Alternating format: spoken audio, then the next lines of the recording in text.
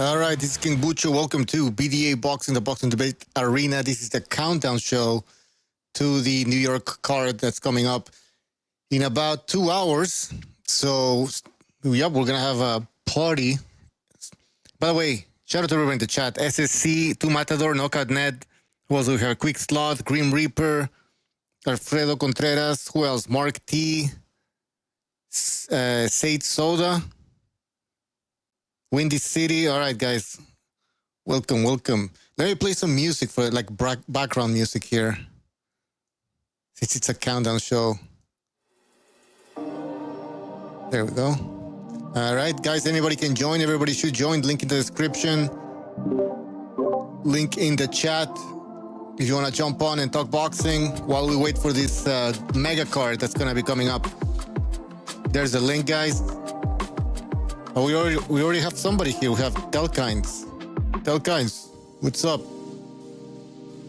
What's up? What up? How excited are you for the fights? Tonight or tomorrow. More like tomorrow than tonight. Really? Because of William Skull? Because of the upset that you're predicting? Yeah, that, and I've been following his career for a long time. Really? Come on, you haven't been following William Skull's career. Come on. Anyway. Yeah, I've been following Skull's career, man. Really? Ever since he's fought in Argentina. Yeah. What? All right, that's crazy. So you see something. This is William Skull's. William Skull's fought in 3 continents, if I'm not mistaken. He's fought in North America. He's fought in South America. He's fought in Germany, in Europe. So this is Canelo's first fight outside of USA and Mexico. So yep. I'm wondering if Canelo's gonna choke here. I mean, I never thought about that. He's fighting in a different country that's not the US or Mexico, so maybe. I mean, it's true though. William Skull has fought all over the place, so that should. But what do you think about the fact that William Skull is fighting somebody as big as Canelo in terms of skill level? Or it's a big fight, so that could affect. I believe Canelo and William Skull are tailor-made to put on a good fight. Okay. We'll see about that. Do you think that Canelo's going to lose this fight, which is contrary to what a lot of people are saying? But if you are right, if you are correct, then I think people are going to have to give you credit. I'm going to have to give you credit. So, but that's, I don't know, man. That's crazy. I mean, what I honestly believe is that William Skull is going to establish his jab. He's going to use his lead uppercut. He's going to use everything in his arsenal, and Canelo's going to run into something. He's going to run into a counter, and he's going to be sat down, but it might be a flash knockdown. But William Skull is really good at putting people off angles, and he uses the footwork. He uses all kinds of angles to really throw people off. When it comes to balance, he has a really solid base, and I'm really interested in seeing how Canelo's footwork is. Dalkan, what do you think about the size difference? I'm gonna post a picture of the weigh-in, the face-to-face that they had, and Skull looks significantly taller and bigger. Do you think that's gonna play a factor? William Skull uses his range and his jab, and he can use his uppercut and use his jab to the body, in which he's known for. As long as he doesn't act all stupid, he's going to end up fighting like that old school fighter Nicolino Loche, who is going to not move around necessarily too much, but he's going to use distance to create his punches. All right, well, we'll see about that. Who else do we have in here? Kind of like Lara. I mean, it's kind of like Aristolandi Lara, but it's more slicker than Lara. Yeah. Okay. It's kind of like the like the slick Argentine boxer mixed with like you remember Spinaka from the early 2000s? Yeah. Kind of like a little bit of pressure, enough power to keep you off of him, but he opts to box you. So William Skull is somebody with a high level IQ, and he's just he's gonna prove himself tomorrow. In the chat, JJ says Skull is pretty much Steve Rolls level. Steve Rolls. All right, here's the picture. Holy shit. Size difference is very apparent here. We'll see what happens. Well, let me check the predictions here. Yeah, what the fuck? Oh, wait, we didn't take predictions for this fight.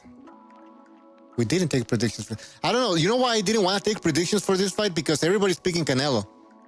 So there's really no point in writing this down. But you're the only guy that's saying that Skola is going to win. That's crazy. Well, that's because people are biased when it comes to fights they see on television with the big promotions. Not everybody has the audacity to watch even the smaller promotions. And Aegon Sports, that's who represents Canelo Alvarez. I think that people need to tune in to that because they have multiple talents coming out, like Julio Cesar de la Cruz, who's a gold medalist from Cuba. He's now signed with them, been for a few fights, basically the whole career so far. So that promotion is coming up with multiple lines of talent. So people need to really tune in to Aegon because they are creating killers over there. All right. We got other people in here. If you guys want to jump in, don't be shy. We have Anchor Baby. And we have Cylon. I don't know how you pronounce that. Jump in if you guys want. Same as last time. All right. What up? Are you excited? I'm pretty excited. I'm just excited for the whole weekend. I mean, we got 3 good cards this weekend. Some better than others. Some main events better than the others. I think a stay busy fight out of Alvarez. It's got no business being on pay-per-view, but I like fighters that stay busy, so that's a good thing. His first time fighting out of North America. That's I didn't realize that. I guess I just never thought about it, but that's something. I don't think he's the one to be overwhelmed or impressed by the situation, though. I think Skull's gonna be the one who's freaked out and overwhelmed. This guy's never been on a stage this big. No way. And Canelo's shorter than most of his opponents, so. Yep. He's getting old. He is getting old, and he's not getting taller. No, that's true. But Let's see how his footwork is tomorrow. Yeah, I'm curious. Is he gonna? I don't think Skull is really on his level. I'm curious. Is he gonna carry him, or is he gonna, stump on the gas a little and put him away? He's been content to have a dominant decision and cruise to the finish line like Mayweather did. And why put in the extra effort and risk if you can be utterly dominant start to finish? And be nice to see if he does the same thing he's done for the last several fights, or if he KOs a guy. Yep. I respect your opinion. Go ahead. But William Skull's gonna outslick Canelo tomorrow. Outslick. You mean like Arislandi Lara outslick, like Mayweather outslick, like Bivol outslick, or? I'm curious about that. I don't even get outslicked, man. That Cuban witchcraft is not gonna work on Canelo, bro. He's a good Christian man. Well, Canelo's in territory he's never been before, and he's about to get sacrificed in Saudi, bro. What do you guys think about that? Canelo has never fought outside Mexico or the U.S. I don't see why you'd sacrifice a massive moneymaker. That just doesn't make any money. Why don't we Some sacrifice Illuminati shit, in you know what I mean? boxing?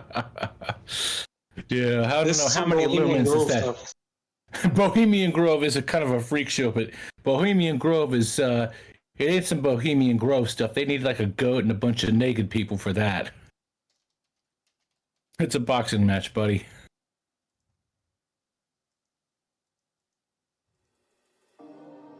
By the way, guys, on YouTube, yeah, my streamer, whatever it's called, software, my streaming software is fucking up. So you might have to refresh. All right. Anyways, if I could ask you, if I can ask a question, you know, just put it out there. yeah. From your guys' perspective, what did you notice about Canelo's body language? I didn't see anything different. Like, he looks confident. What did you notice? Yeah. Well, and casual. to me, I don't know. He doesn't seem as excited as, you know, past weigh-ins and stuff like that. So I think for me, it's kind of like a bittersweet moment because I know for a fact, bro, that this might be Canelo's last run before he hangs it up. What do you mean by his last run? fight? His last fight? No, like his Yeah, last, like a 4-fight contract, right? yeah, his last contract. You know, Oh yeah. just yeah. I mean, there's the Crawford fight that's gonna be coming up later in September, if everything goes well. And after that, I mean, what's left? I don't know if he wants. Well, unfortunately for that, Bucho, William Skull's going to be on 2 of those fights. Right. And Crawford's going to be the No, 3rd mama. fight. No, he really believes it. I just don't see that. I just don't see someone, you know, the slickest of slicksters out-slicked Canelo, you know, many years ago. Ain't no one out-slicked them since other than Bivol. And I just don't think Skull is on Bivol's level. You know, you'd have to be a Bivol to out-slick Canelo. You know, I mean, you put that Anderslandy he fought back in the ring with him, and he just gets crushed. You know, I don't see it.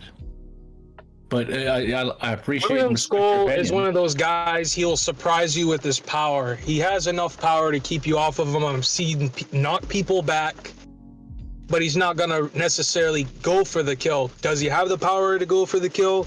Yes, he does. But he opts to box his opponents. Really? Dude, Skull looked like shit in his last fight against a fucking nobody.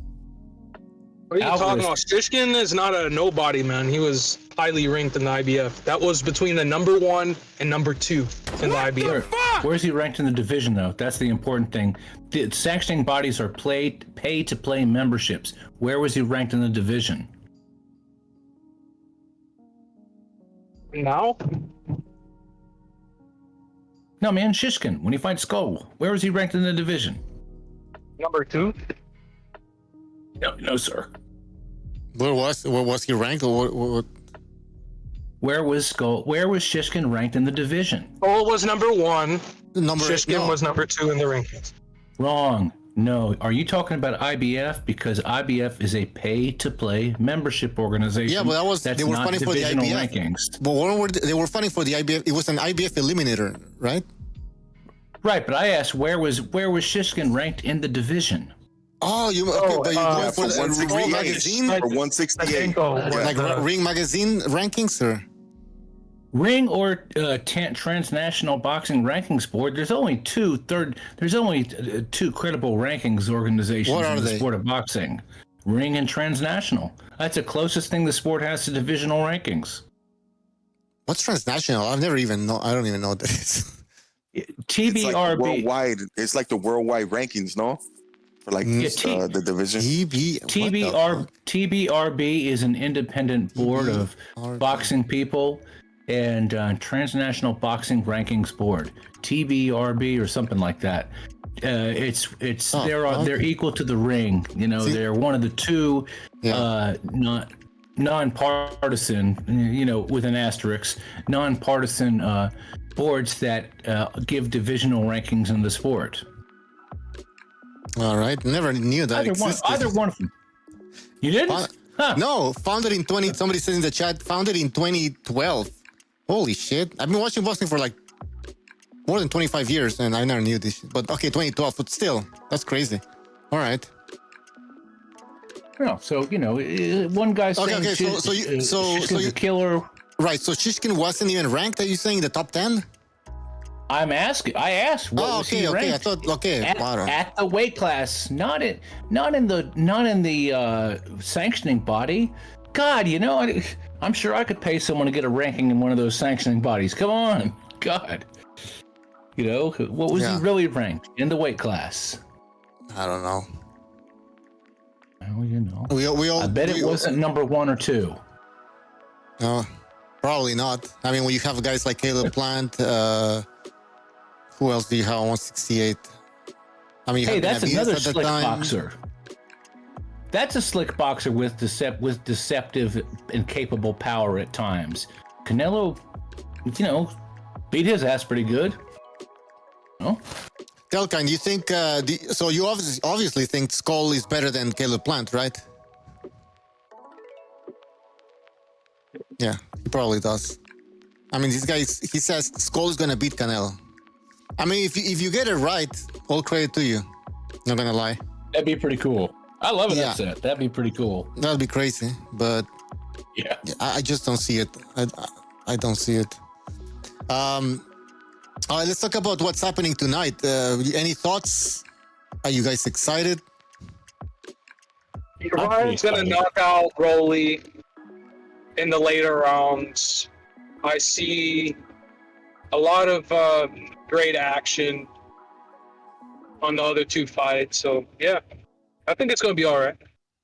All right. I'm pretty excited. You know, I just hope nobody gets shot. About all three fights, is there a fight you guys don't care about? Is there a fight or are you excited for all three fights? You know, I like the novelty fight of Ryan Garcia and Romero. I mean, that's a novelty fight. The other two fights, I got no idea. You know, I really have no idea what to make of Jose Ramirez and Devin Haney. I'm real curious. You know, I think this is really worth watching. Yeah, I think. I mean, you would think that the Ryan Garcia versus Rolly Romero fight is the least competitive, or where there's really nothing really at play here. It's more of a tune-up fight for Ryan Garcia, whereas the other two fights, they have more significance. I mean, Teofimo Lopez is still the lineal champion 140. He's fighting a guy that's on a good run when it comes to Barbosa. Haney, a lot of questions still remain whether he's coming off a loss, or he's not an official loss, obviously. And Ramirez is trying to rebuild his career. So much more at stake in those two fights. Yeah. And those two, and for some of the reasons you mentioned, those two fights, that neither of those were a sure thing. Those are not sure things, you know. So I think they're good style. They're good style matchups. More Haney Garcia. I mean, more Haney Ramirez than Lopez and I'm getting too old. The Lopez fight. Yeah. Barboza. You know, sometimes Lopez likes to show up and just choke. You know, and I don't think Barboza would let him get away with that if that happens. Yep, true. And there's some animosity on top of that. So I don't think Teofimo Lopez is going to take this fight lightly. Neither will Barbosa, obviously. So it's going to be crazy. It's going to be a crazy-ass fight, in my opinion. We also have Southpaw Lefty here. Guys, don't forget to hit the like button. The link is in the chat if you want to jump on. And yeah, we'll just talk boxing until the main event. Sorry, not the main event. The main card begins. What else did I say? Yeah, if I may add this, yeah. If I'm just real quick, I'm sorry, I apologize. Go ahead. If I may add this, Bucho, keep in mind that Mexican fighters have a history of knocking out gays in New York. The first one was Josue Ramirez. Oh yeah. Vargas. I'm sorry. I don't know if you guys remember that. So just keep an eye out for that. So yeah, Tio might get knocked out. All right, man. I'm hoping for an upset. I think it's gonna be good because honestly, like Tio's last two fights, what were they? He looked like shit in his last two fights, and that was all last year. So he hasn't looked good in a while. And the last guy he did look good against was what was his name? The Scottish guy Josh Taylor. Yeah, Josh I think Taylor. that was the last good one he had. Because like honestly, bro, like who did he fight? Claggett and what's that Dominican cat's name? Garcia. Offensive. Ramirez? No, No. what the fuck? No. Jermaine No. Ortiz. Ortiz. Ortiz. Yeah. I mean, he looked like shit on both of those fights, and those Yeah, were he his recent did. fights. So and then he's going Sandra up. Martin too. Yeah, he's going up, right? And so no, that's the same weight. My bad. But this guy's tough, man. I'm hoping for the upset, man. I don't like Tio. I think him, but if he wins, I think him versus Ryan would be a better build-up fight. I really don't care for seeing the Haney fight again. I think Haney will lose. But I just can't. The kid just doesn't. He's not charismatic, man. I mean, Tio doesn't have a fan base neither, but at least them two going at it, I think it would be a lot better. And stylistically, they're more explosive. Those two. All right, now, so you guys are saying Teofimo Lopez, jab and obviously, grab. he hasn't looked good. He hasn't been consistent. I think we can all agree on that when it comes to Teofimo Lopez. But skill-wise, how good is he? I mean, in the sense that if he shows up, is it a foregone conclusion that he wins the fight just because he's better than Barbosa? I think he's more athletic. I don't think he's the better fighter. I think technically, Barbosa is the better fighter. He does things a textbook. You know what I mean? Jab, right? He's a ham and egger, but everything's done by the way you're supposed to do it. Tio is more like a Roy Jones, where he does things unorthodox because he's so damn athletic. He can explode. He does backflips. I mean, the guy can be a gymnast. So he explodes on guys with his hands. He fights with his hands down. He doesn't jab. He doesn't really work the body. That's why he looked like shit, because if these guys aren't coming at him, he doesn't know how to lead. So he's more explosive. He's more athletic. But I think Barboza's the better textbook boxer, if that makes any sense. Yeah, I get it. All right, that's an interesting take. Because I heard some people say that would be a good bet. Teofimo That would be a Lopez good is the bet. more skilled fighter. That's what a lot of people say. Nah, Well, I think he's Yeah. more gifted. He's more gifted. Well, yeah, his gift. I mean, I don't know, to be honest. I haven't seen a good display of Teofimo Lopez in a long time, so maybe he was good at some point, but lately I can't say he has been. Like when I think textbook, I think Terrence Crawford. I think Bam Rodriguez. The guys that know how to box going forward, going backward, work the jab, work the body, combinations up and down. They can change game plans on the fly. The Tio can't do that. If they're not coming at him and he can't explode on him, he looks like crap. And that's what happened with Claggett. Right. But wait, But guys, he's powerful. he is powerful. No doubt about it. No, it's funny. Teo's got some of those elite abilities, and without being an elite fighter. He's too inconsistent to be an elite fighter, but he certainly does have some elite abilities. And with the right style matchup, he looks like an elite fighter, Is this the right style matchup for Teo to look like an elite fighter? Does this favor Teo's abilities? It's a tough fight. What if he pulls it off? Comes out with a knockout or a stoppage or something like that. He's back, no doubt about it. But I think it's going to be tough. I don't think he's going to look that good. By the way, Virtuoso, thank you for your super chat. He says, Chon Cepeda knocking out Josue Vargas was a hate crime. Yeah. He should go to jail for that shit. Yeah, Thank you and for I that think super Teo's chat. going to get foolish in there because if you think about it, he wants that. He's a guy who wants attention and nobody's giving it to him. So and he's in New York. He wants to impress Turkey Al Sheikh. He might jump into something and be foolish and get a little too greedy and get caught. Because I think this guy hits harder than the guys who've dropped them in the past. Right. But he, he's powerful. He is powerful. No doubt about it. All right, guys. I think this guy hits harder than the guys who've dropped them in the past.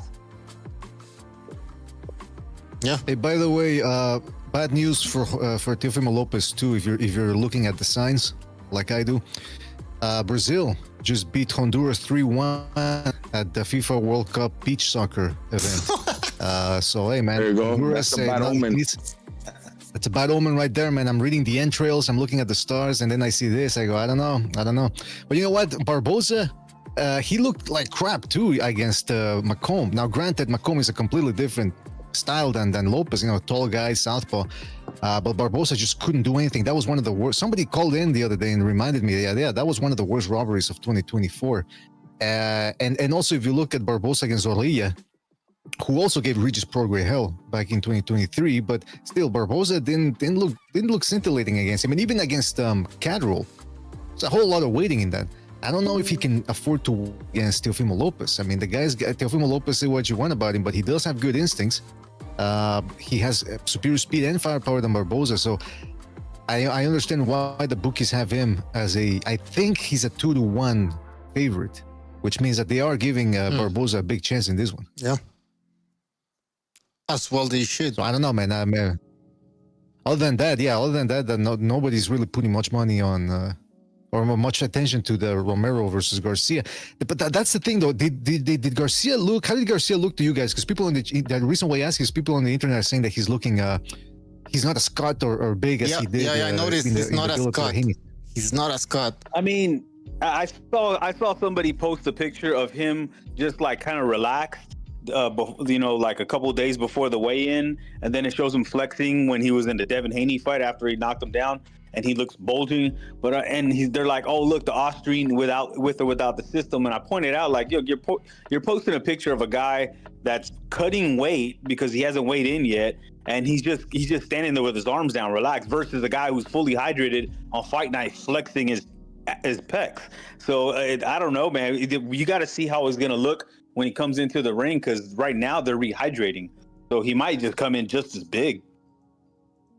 And the other thing is, people are looking at the pictures too from the video from the workout, the public workout that they did earlier this week, and they're going, you see, he doesn't look as cut. But I'm thinking, I don't know, maybe he's not cutting that much weight anymore, so you would figure he wouldn't be as ripped as he was before.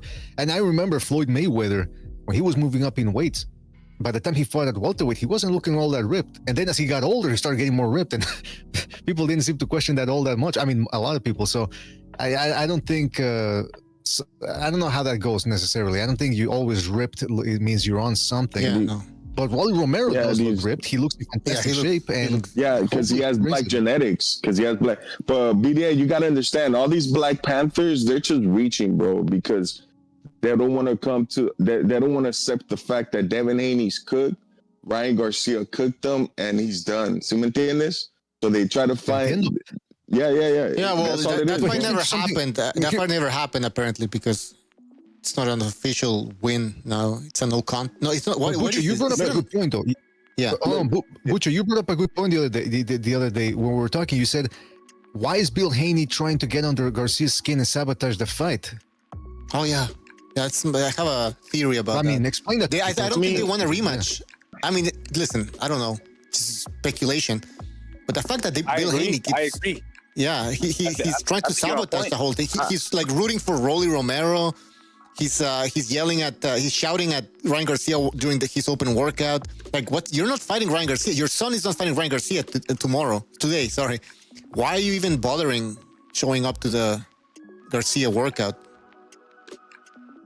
I agree, because I think deep down in their hearts they know that they didn't lose because of the Austrian. I mean, the way Ryan was tagging him, it had nothing to do with okay, he's a little bit stronger. No, he was landing flush because he has that killer left hook. And if they lose to Ryan again, dude, just think about how much it's gonna hurt his brand, how much it's gonna hurt him psychological, emotionally, because he has to go see a shrink. He had to go see a psychiatrist because of it. I mean, the memes. It's like Tank Davis said. He's scared to be a meme. These guys are so terrified of being dragged on the internet, and he's a young guy. He's one of those guys who he cares so much about what people say and think about him. Like they do not want to go down that well, man. I think that fight's not going to happen. I wouldn't be surprised. And yeah, there's a lot of fighters now that they're on the defensive whenever they meet a so-called influencer, because earlier today, I forget the account of the name, something boxing. It's a red ring. Everything boxing, no, everything about, anyway, I forget, but it's a red square ring. That's his logo. And apparently he put a video of Shakur Stevenson trying to get to the fence to get to the event. And there was a woman there like preventing him from getting in. She said, no, come back. Apparently she said, come back later, but the guy didn't include that in the video. And then Shakur Stevenson reposted a reply to that saying, man, I was being nice to you, talking to the guy who recorded the video. I was showing you love. That's what he said. I was showing you mad love. And then you turned on me. He turned on me and I said, and then the other guy said, apparently I just read that he said, no, I only said in my, man, they're not letting him in, as in they're not letting him in. That's crazy that they wouldn't let Shakur Stevenson in. He wasn't trying to embarrass him. So I understand, but I do still understand why fighters are very skeptical and hesitant to talk to some of these Twitter people on YouTube, because they are just in it for the views. Like, hey, let me catch this guy getting embarrassing himself or getting into a fight or something, or him saying something stupid and I can post it for views. They're all weird now. It's the cell phone era, man. It's a big problem. And I was just talking about this to a friend of mine, and this has nothing to do with boxing, but there was a big festival going on down here in Texas, in San Antonio. It's like a Mexican Mardi Gras, and it's usually a good time. But now everybody's so focused on people got 3 cell phones out, like on these little brackets. People are just recording on you see them on every corner, just trying to get content out, just trying to get something viral. And if you go on Facebook, there's those little quick videos. There's TikToks. So like everybody's being recorded. And nobody wants to be embarrassed. So everybody's so skittish now. Whenever they see a cell phone up, like, oh crap, they're gonna post me on the internet. They're gonna put me on Twitter, making fun of me. Yeah, that's what Haney went through, and that's the other thing, though, man. I mean, when Haney, I've seen people on Twitter. Why is Haney so hated? Why is Haney so hated? I mean, are you just gonna overlook everything him and his father have done and just focus on what Ryan Garcia's done? I mean, I don't get that. Ryan's a cheater. Well, BDA, Devin Haney is a crack baby, and let me tell you why. Oh, his dad was arrested and jailed for sending crack back in the 80s and 90s and in Oakland. But the most, let me tell you something, bro. The most beautiful thing about all this, right, about the Ryan Garcia Devin Haney fight. So growing up, right, going to school, in every history class or English class, a lot of the teachers used to always have like a picture, right? A framed picture of the famous Muhammad Ali Sonny Liston fight, when Muhammad Ali hit he dropped Sonny Liston with the Phantom Punch. I don't know if you guys are aware of that picture. Yeah. And he's standing over him and he's telling him, "Get up, you big nigger! Get up, you big nigger!" Wait a minute. Check this out. So I thought it was get up, sucker. Something along the lines, bro. Different. You know, like There's a big difference. Check this out, bro. Check this out, Pedro. Check this out. Sounds like a little bit of a porno you watch. Like, bro, check this out. So now, if you Google anything about Ryan Garcia, the most viewed and searched picture online, it's the one of Ryan Garcia knocking down Devin Haney, and he's like flexing. He's standing over him. Yeah. So I'm hoping, bro, in 20 years from now, God willing, my grandchildren, when they're in their classroom, they get to witness that picture frame of Ryan Garcia standing over Devin Haney. You can't erase the beatdown. It's like I said, it had nothing. You can, bro. It's part of Black history. Everybody knows them two from that. It's Black History Week. And you know what's funny is Turkey Al-Sheikh, he put the full fight on YouTube for free. They want to take it down. Yeah. And Haney wanted to take it down, remember? Yeah. Yeah, dude, these guys are so. Devin Haney's been handed everything on a silver platter. You got to go down the list. The jig is up. When they saw Regis Prograis look like shit, what did they do? Oh, we want that fight. So of course they took it. They got a gift decision versus Loma that they should never have deserved to get. They got overpaid. They got the weakest unified champion in boxing history in Cambosis because Tio shit the bed and overlooked them. They got a loss taken off in Mexico early in their career. Eddie Hearn overpaid him foolishly, along with Bubo Andrade, because Eddie Hearn was making his run in America and doesn't know the Western market, and that he didn't know that these guys don't draw flies and shit. So they got overpaid like severely. So it's like these guys have been getting their whole way all their career, man, and it's all manufactured. And he's been fighting guys that were way smaller than him. And remember, he does the 36-hour weigh-in with Snack. So they weaponized the weigh-in system. When you get 36 hours, that's like a day and a half to rehydrate and come in 3 weight classes over your opponent. So these guys are used to having their way, being the bigger men, but now they can't do that anymore. And now they got their asses kicked. They're getting dragged on the internet, and they can't take it. They're imploding. I remember the rumor was that he. Well, remember too, the rumor was that last year they were trying to look for a fight. Eddie Hearn was offering them fights, and these guys were the Haney team was like, no, we're above that. I think it was a Sandor Martin fight or the Puello fight. Yeah. And that's how delusional they are. Because remember, he didn't want to sign a long-term contract with Eddie, so Eddie didn't bid on it. And then he gets mad at Eddie, saying, make it look like he's the bad guy and Devin Haney's the victim. Like, bro, like if you're not gonna commit to a business, why would they go out of their way to spend money that they know they're not going to make back versus the Sandor Martin fight? But he blew up and felt so entitled and attacked Eddie Hearn. It's crazy. These guys are nuts, man. And then remember when he didn't give him a ticket to the fight? Oh yeah. And then he went viral on the internet. These guys are brats, dude. This guy's the biggest brat in all of boxing, man. It's real sad to see. All of that plus more, because we haven't even scratched the surface, is why Haney and his father are so disliked. And another reason, Bill Haney going to all these YouTubers and allegedly paying them, again, I don't know if that's true or not, but that's the rumor. And then he acts like the bad guy, and then he gets surprised. Oh, why do people dislike me and my son? Well, what do you think? You reap what you sow.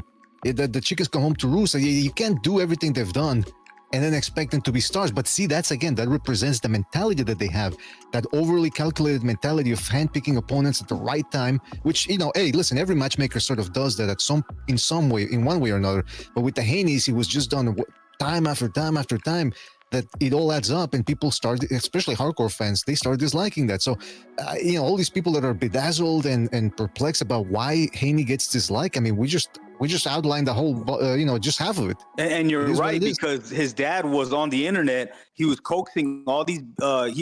Coach Malachi could speak to this because he tried to get him to be like, "Hey, all his brothers got to stick together, and we all have to be, one, and just go with the narratives." And you remember, he's so delusional in his own world. You remember before, this was like a year and a half ago, when he's walking out and he has his security guards and they're like flashing the lights and saying, "Hey, everybody move!" They're making a big scene, like, "Everybody move, move, move!" And like nobody's even paying attention to him. But the bouncers are like trying to like make it seem like it's everybody's crowding him like he's some kind of rock star. These dudes are like literally psycho.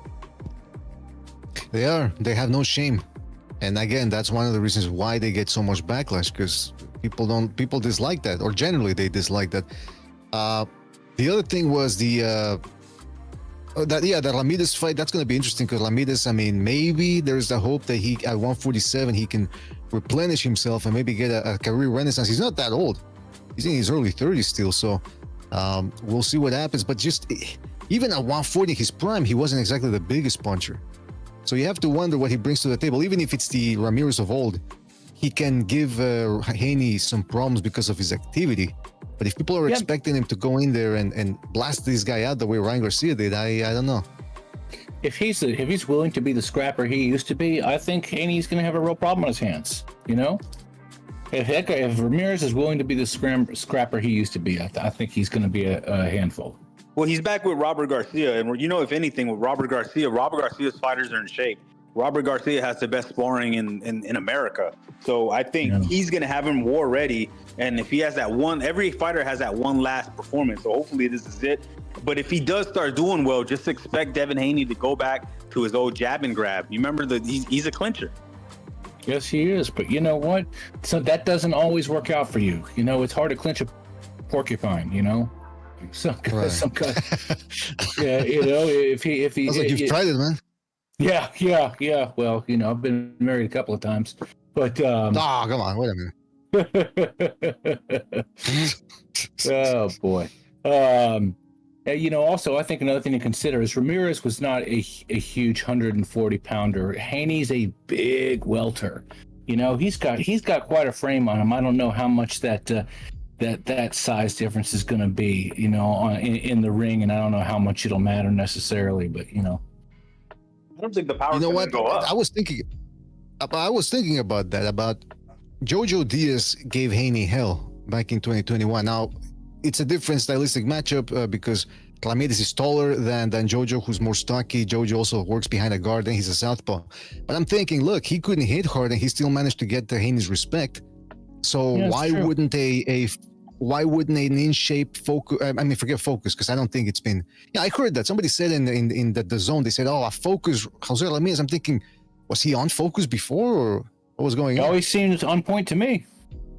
Yeah. Well, to play devil's advocate, I think Devin Haney might be able to take a better shot where he's not cutting so much weight. But the one thing is, like, the power won't move up. We've seen so many fighters that look ripped and big, and they just don't hit hard. Look at Tim Bradley, or even Shane Mosley. When Shane Mosley was a monster at 130 in the 130, 135 divisions, he moved up to welter and junior welter, and he wasn't a puncher anymore. He looked like a puncher. The dude was swole, but the muscles and the mass doesn't always equal power. If anything, when I see a big dude, I think they don't hit as hard as the skinny guy. Yeah, well, that's usually the way it works in boxing. You never, you don't judge the punching power by body composition necessarily. Hey, there's other people here. Who else we got? Billy 420, Al Cuerpo Boxeo. We still got Tel Kynes here. Do you guys want to say something? You guys, what's your prediction for the fight tonight? All right. Let them get acclimated. Hey, real quick, do y'all know when it's gonna start? People are saying it's starting early. I'm getting clothes ready right now just to go watch it. I don't know. Do y'all know? Yeah, the pay-per-view starts at 5 Eastern time, so that's like in an hour. But the main event, that's the question that I see different. Some people are saying it starts at 8 p.m. Other people are saying it starts at 11. But I don't know how that's possible if it starts at 5 p.m. There's 4 fights before the main event.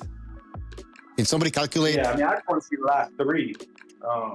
But that's what I'm trying to time it. I thought it was 5 fights total. There was going to be a Japanese guy who's making his pro debut, and then you got the New York Fire Department versus the New York. How many rounds is that, though? 6 rounds?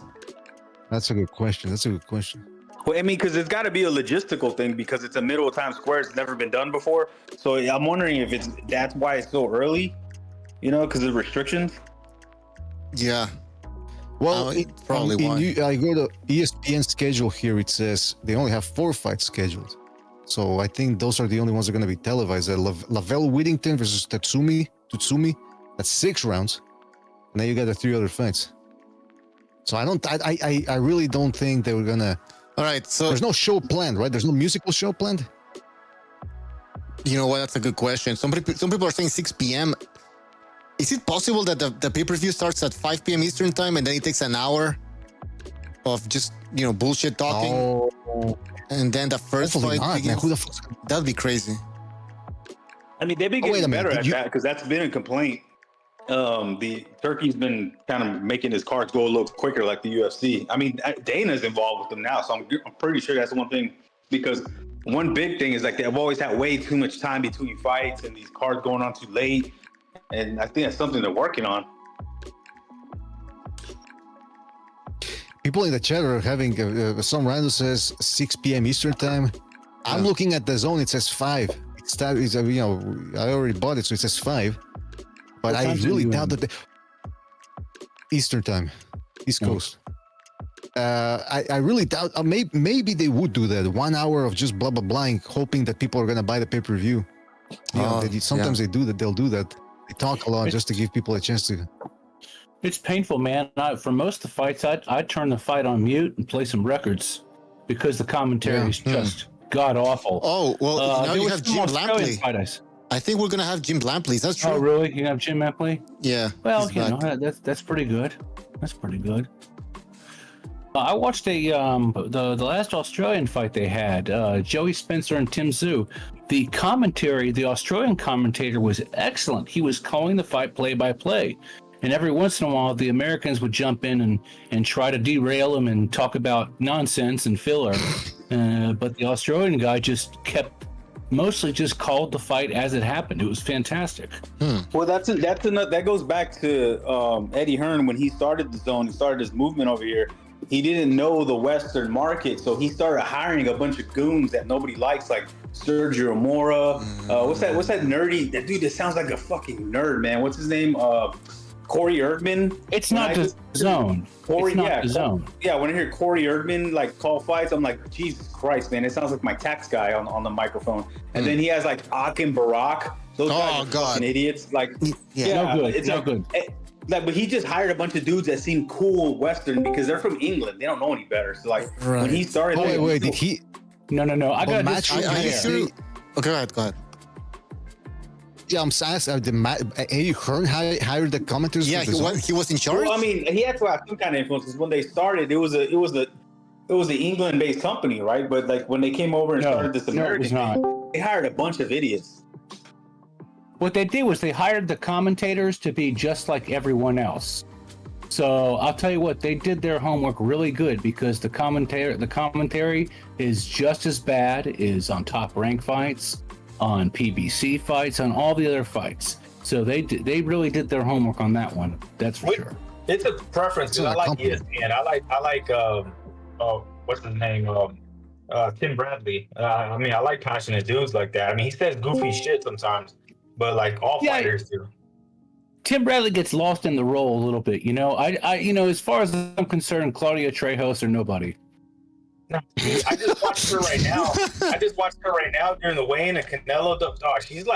She's cringe, bro. She was just asking those like filler, like, "Oh, how do you feel? How does it feel to have so many fans out here?" I'm like, "Oh my god!" Like, the usual question is, what do you feel in your heart right now? What do you feel in your stuff? Yeah. But what else can you ask these people? That's what I understand. These boxers. What do you ask them? I'd be like, you're the underdog. You know, like if I was interviewing Scott, like you know who they want to win. You know, you probably got the odds stacked against you. So what are you gonna? Your first time on a big stage. What are you gonna do? Or how are you gonna prove everybody wrong? Something like that. Yeah, more technical questions. About how you're gonna. You just open mic. Yeah. Go ahead.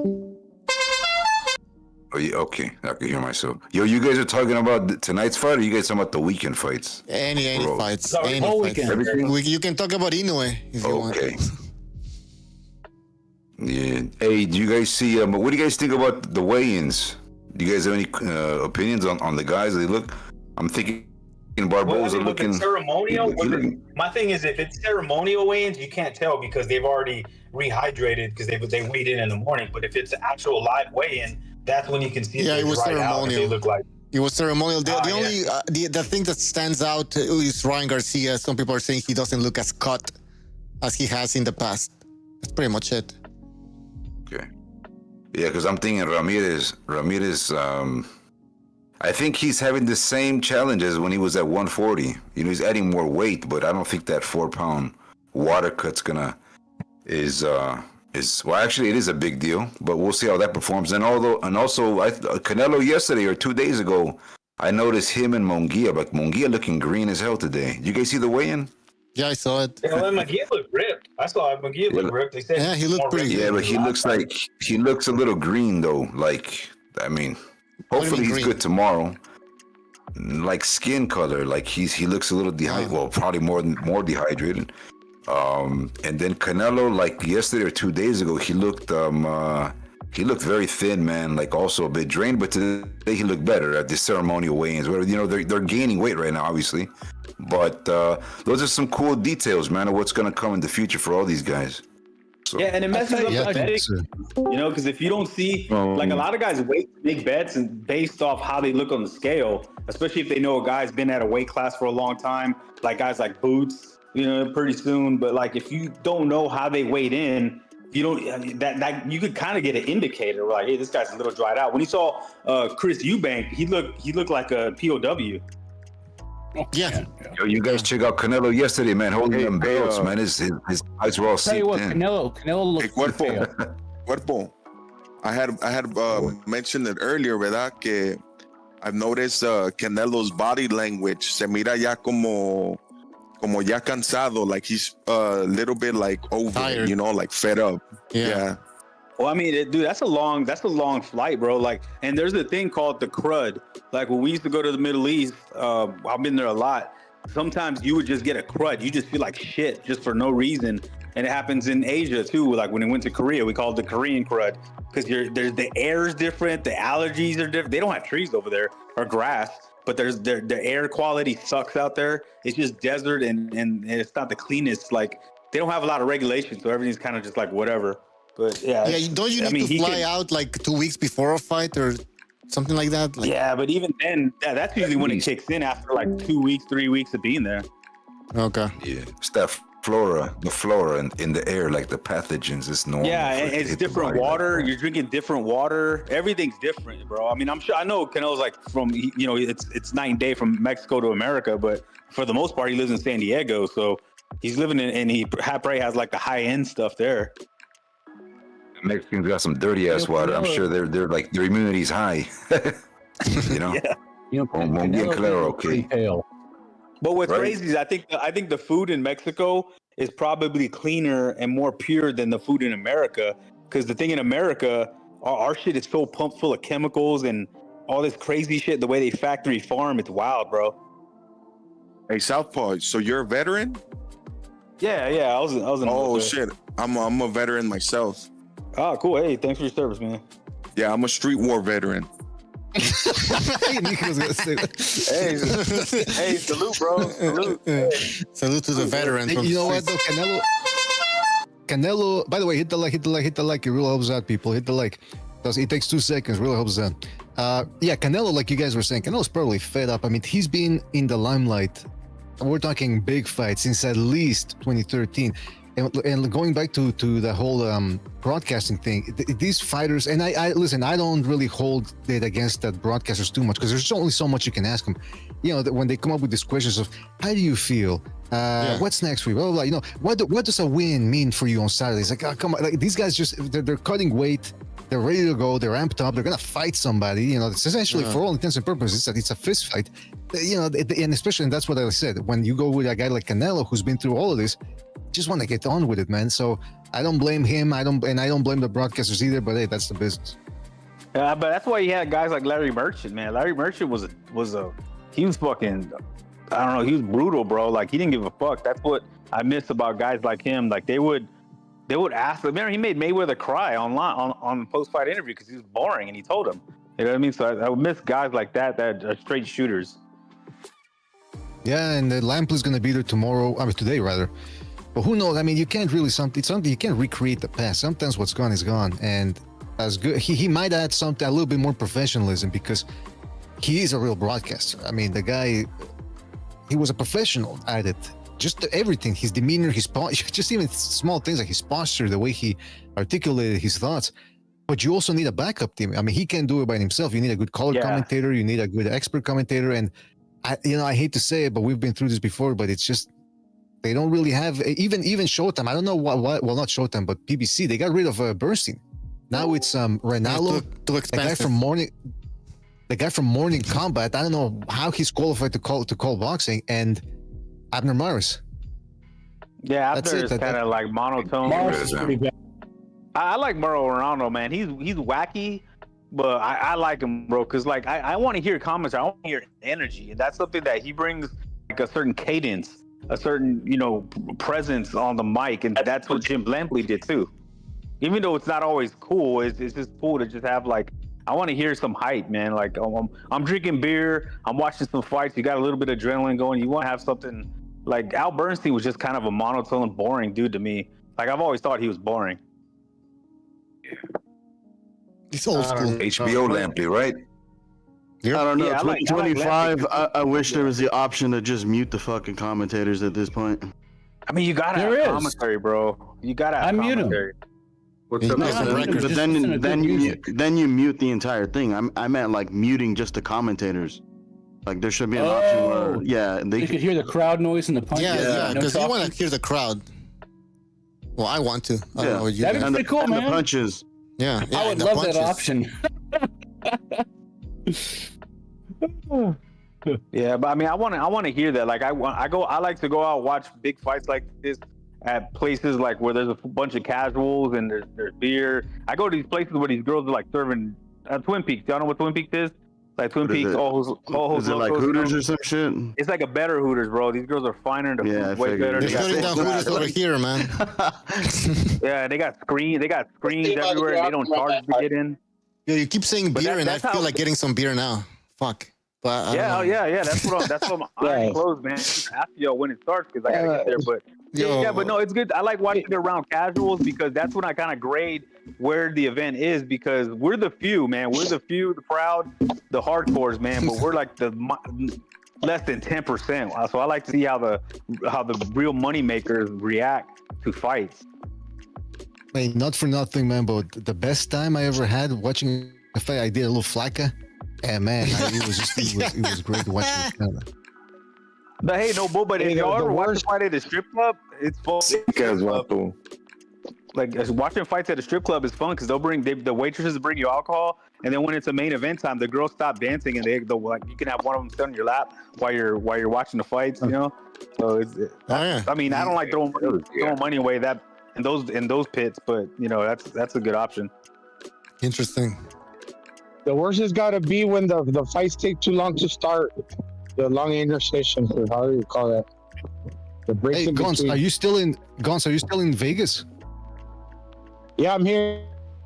Did you see the Inoue? Is there anything about Inoue? Because he's fighting in Vegas on Sunday. You're breaking up, man. You're breaking up pretty bad.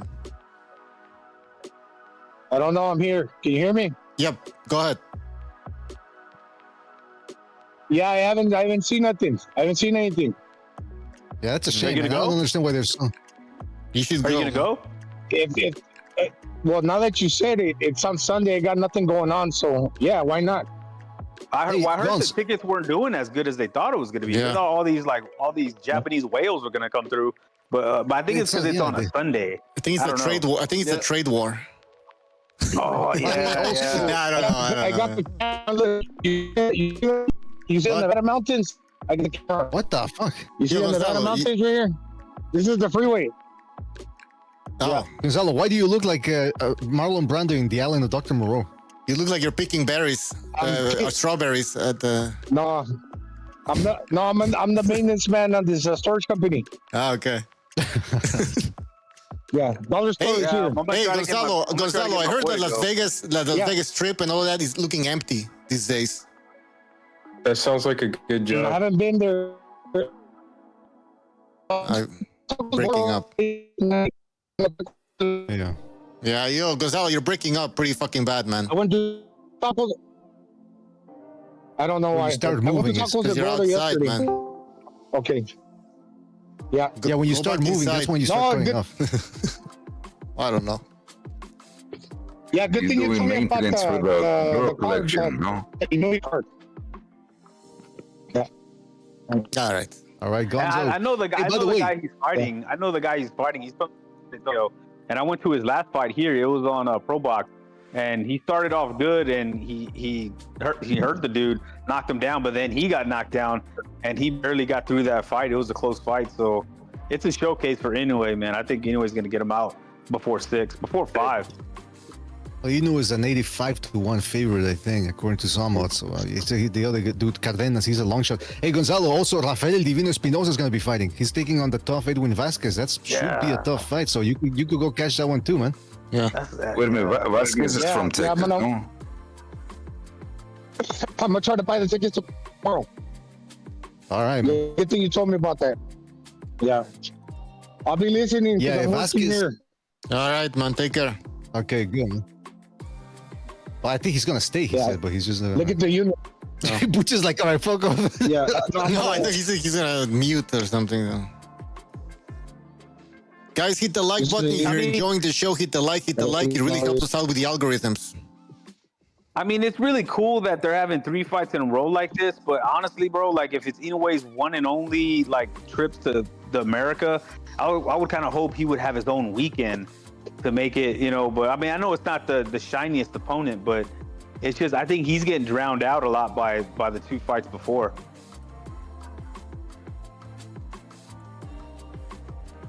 Who else is fighting and on there's that something card? about reading the market, but there's something also about reading the market. I mean, last year, every time that we talked to Bob Arum, is how I talked to Bob Arum, and they're talking about bringing Inoue to the U.S. I'm thinking, why at this point? What's the upside? He's not.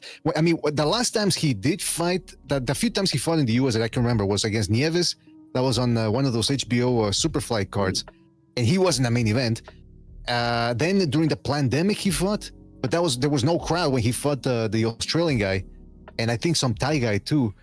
And I'm thinking, how do you gauge from that if he's gonna say why the obsession with bringing him to the United States when he's not gonna? Most people don't know about boxing. They know even less about a Japanese guy who fights in the super bantamweight division. I mean, come on. I mean, they could have done better, like I said, if they would have given him his own weekend. But also, if they keep him in the West Coast, like when you get guys like that, it reminds me of Triple G. When Triple G was like, he was just more of like a niche crowd, right? But they took him to New York. He sold out in New York. They took him to L.A. He sold out in L.A. with the Japanese. There's a lot of them in California. They should have took him to a real city and build up like a local event, because in Vegas there's so much shit going on. There's shows like on every corner, man. And then Sunday is usually when people leave. So I don't know. Like it's kind of weird that they would put him in Vegas, and then on top of that, he's drowned out by like two big cards. Yeah, and then on top of that, the fight's not even that like. Yeah, and on top of that, 85-1 underdog. Even the hardcores from around California, who are around Las Vegas rather, they're gonna drive up to Vegas, spend money on tickets, maybe even get a hotel room. I doubt it. Maybe most of them would just drive back on the same night. But so you're asking Boxing Fest to do all of that for Inoue to fight an 85-1 underdog. I mean, it's if you join one of the card clubs, you could potentially get like free rooms. You just got to pay the resort fees, which is. This is one of the problems with doing big fights in the U.S. where boxing isn't huge. It's just makes more money to put it makes more sense for a promoter to put a fight in a place where the site will pay you to do it, rather than sticking it somewhere where there's a large Japanese American population that thinks a huge success. I'd rather see that, but it's a problem with. Hey, so Cardenas and Vasquez are both from Texas, huh? Some Tejanos on that card. Espinosa and what's his name? Inoue. Okay. I thought one was from Mexico. Yeah, Cardenas he's kind of a weird guy, man. He fell off for a little bit. He was inactive, and then Pro Box, man. Shout out to Pro Box. He got a shot through them, and like we saw other guys. What's that guy that knocked out that guy off Top Rank, man? I forgot his name. The dude from Mexico as a brawler. He was supposed to fight Shakur. Or they were trying to line him up for Shakur. He got knocked out, got a brain bleed. Lopez. No, wait, you talking about Lopez? Yeah, was it Lopez? What was the name of the other guy though that he came out of nowhere? Angelo Leo. Yeah, Angelo Leo. Oh, yeah. He got a resurgence off because the Pro Box came back and got that. Here, Cardenas, he got the same thing. I thought the dude stopped boxing because I didn't see him on the scene at all for a while. And then he gets a little comeback run, and that's all it takes is a couple of fights. And boom, he's in line to get the biggest payday he's ever gotten, man. He's getting like $500,000. Good for him, Well, that brings us to the issue of the Sheik, because these are two Sheik events, today and tomorrow. The Canelo fight tomorrow, and of course, City of Wolves today. Pro Box, they've got boxing scene, plus they got their own platform on YouTube and all that.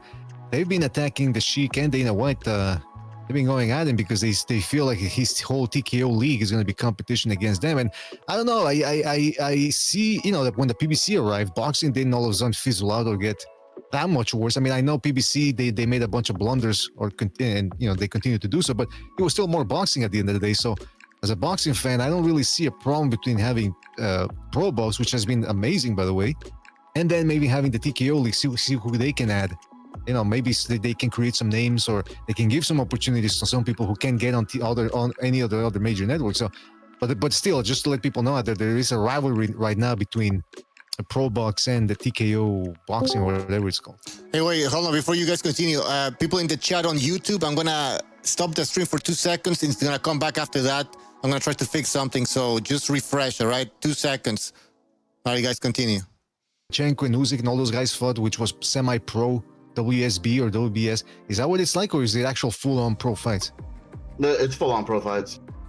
So how come they're matching these amateur, high-level amateurs against each other? They're willing to do that? Yes, whatever, dude. I just want to see someone get lynched or an entertaining fight. All right, I think Bucha says we're back. We're back on the air. I mean, it's like the cartels, man. They want to protect the money, so every time a new platform comes on, new promoter, they all get like defensive and attack them. And that's it. It's a money. I mean, boxing is just a big money grab, man. And it's funny because as I say this, I'm looking at the YouTube live, and Ak and fucking Barack with their leather pants, and are fucking hosting some kind of pre-fight show. Man, see, this is the thing, man. They need to hire better people, man. These guys are horrible.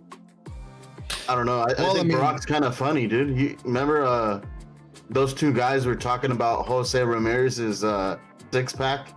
I thought that was funny, dude. I like that. Yeah, I they like got that. Virgil Ortiz right now, and he's looking at his chest. Like, he's not even looking into his eyes when he's asking him questions. He's like looking at his chest. What the fuck? It's like, "Mas puto." I don't know if that's true, man. I would hate to believe that, but you know what? The Sheik is trying something new when he has Doug Fisher now interviewing people. He has a Steve Kim. Because that's They brought in Showbiz. I know, but what I'm saying is too. They also got Showbiz, so they're reading the room and saying, "Hey, let's get the guys at YouTubers." You know, because Showbiz is the biggest one of the here of the YouTubers. But technically, he's corny, bro. He's corny. Well, I mean, but what I'm saying is that whether he's your cup of tea or not, Ring Magazine is trying to read the room and say, "Hey, this is what people like. Let's bring him on board." You know, that type of job too. By the way, there's a whole bunch of people on Twitter, like Radio Rahim and all these guys. They want that position. They want that chic payday and to get on the zone and be one of the commentators. I don't understand. I think people don't understand how tedious those jobs can be. There's a lot of pre-production. There's meetings. First of all, you got to be good at it. And then you go in there and you can't just go in there and give your thoughts like we do on YouTube. There's a bit of a corporate barrier there too. I mean, they're going to let you know what you can and can't say. So I think people should think twice about whether they really want that job. It's better Showbiz than the boxing voice guy. The boxing, which one is he? The boxing voice, I forget his name. Oh, with the guy Ness. that hosts- Ness? Yeah. A snitch. Yeah. So at least Ness is cool, man. Ness is good. No, yeah, he's a fucking clown, more bro. of a personality. He was too you pro know? Wilder. It was ridiculous. Well, he was, man. He was, and then Wilder cut him off, and then he wasn't. But yeah, man. But that's the thing. That's why it's hard, because if you go cover fighters, they expect you to like just clout for them, not like you're part of their team. And if you don't, they cut you off. Yeah, that's why you can't Did you see that rely on. interview with? Go ahead, Guns. Go ahead. Did you see that interview with Turkey? Jesus, no. Dan Rafael interviewing Canelo and asking him about if he had some beef with Turkey Al-Rashid, and then one of the ladies in the background says, "Now, Dan, you know we can't be asking about that." And Canelo said, "No, it's okay. It says who said." Yeah. Yeah, I'm glad he said that because Well, Dan's a PPC guy. Maybe he's just trying to cause some friction. Dan was one of those. I guess Al Heyman was giving him his last meal vouchers out of all the promoters, so he bats hard for him. Hey, by the way, I think Canelo's got that Kelly Swanson girl, a woman rather. She's the one that's always screaming whenever there's a fight. Stop! Which, by the way, ladies out there or women, you screaming and screeching "stop" is not gonna stop a melee. I mean, it just infuriates people even more. It's an instinctual thing. Hearing a woman scream actually just riles people up even more. Also, makes BDA girthy. Yeah, well, first of all, I'm always girthy, so you should say girthier. But Josh says next card BDA and Thunderdome. First of all, that job doesn't, like I said, I don't think people understand what that job entails. It's not like you just you turn on your stream and you start talking. Second of all, Thunderdome, and I'm not speaking out of school here because he said this on his live. Somebody else said here on this. You talking about the guy that's the fentanyl user? No, I'm talking. Well, he said like Sean Zittel or Zittel. I don't even know how you pronounce it. Yeah, Sean's good. Well, Thunderdome says he accused him of trying to poison the well against him. He was going around to all these other boxing people saying, "Hey, that Thunderdome, he's a racist." And then Thunderdome said that he confronted him about it live at the fight, and that the guy left. Like he didn't even respond. He just turned his back. Sean's a laid back dude. Sean's not the type of guy gonna fight and get crazy. He's gonna. But that's exactly what I'm saying. So it makes sense. Easygoing guy. Yeah, I like. So it makes sense that he would try to poison the well and do it indirectly as opposed to directly calling Thunderdome a racist. He would just. I mean, I like both guys. I like Thunderdome and I like them.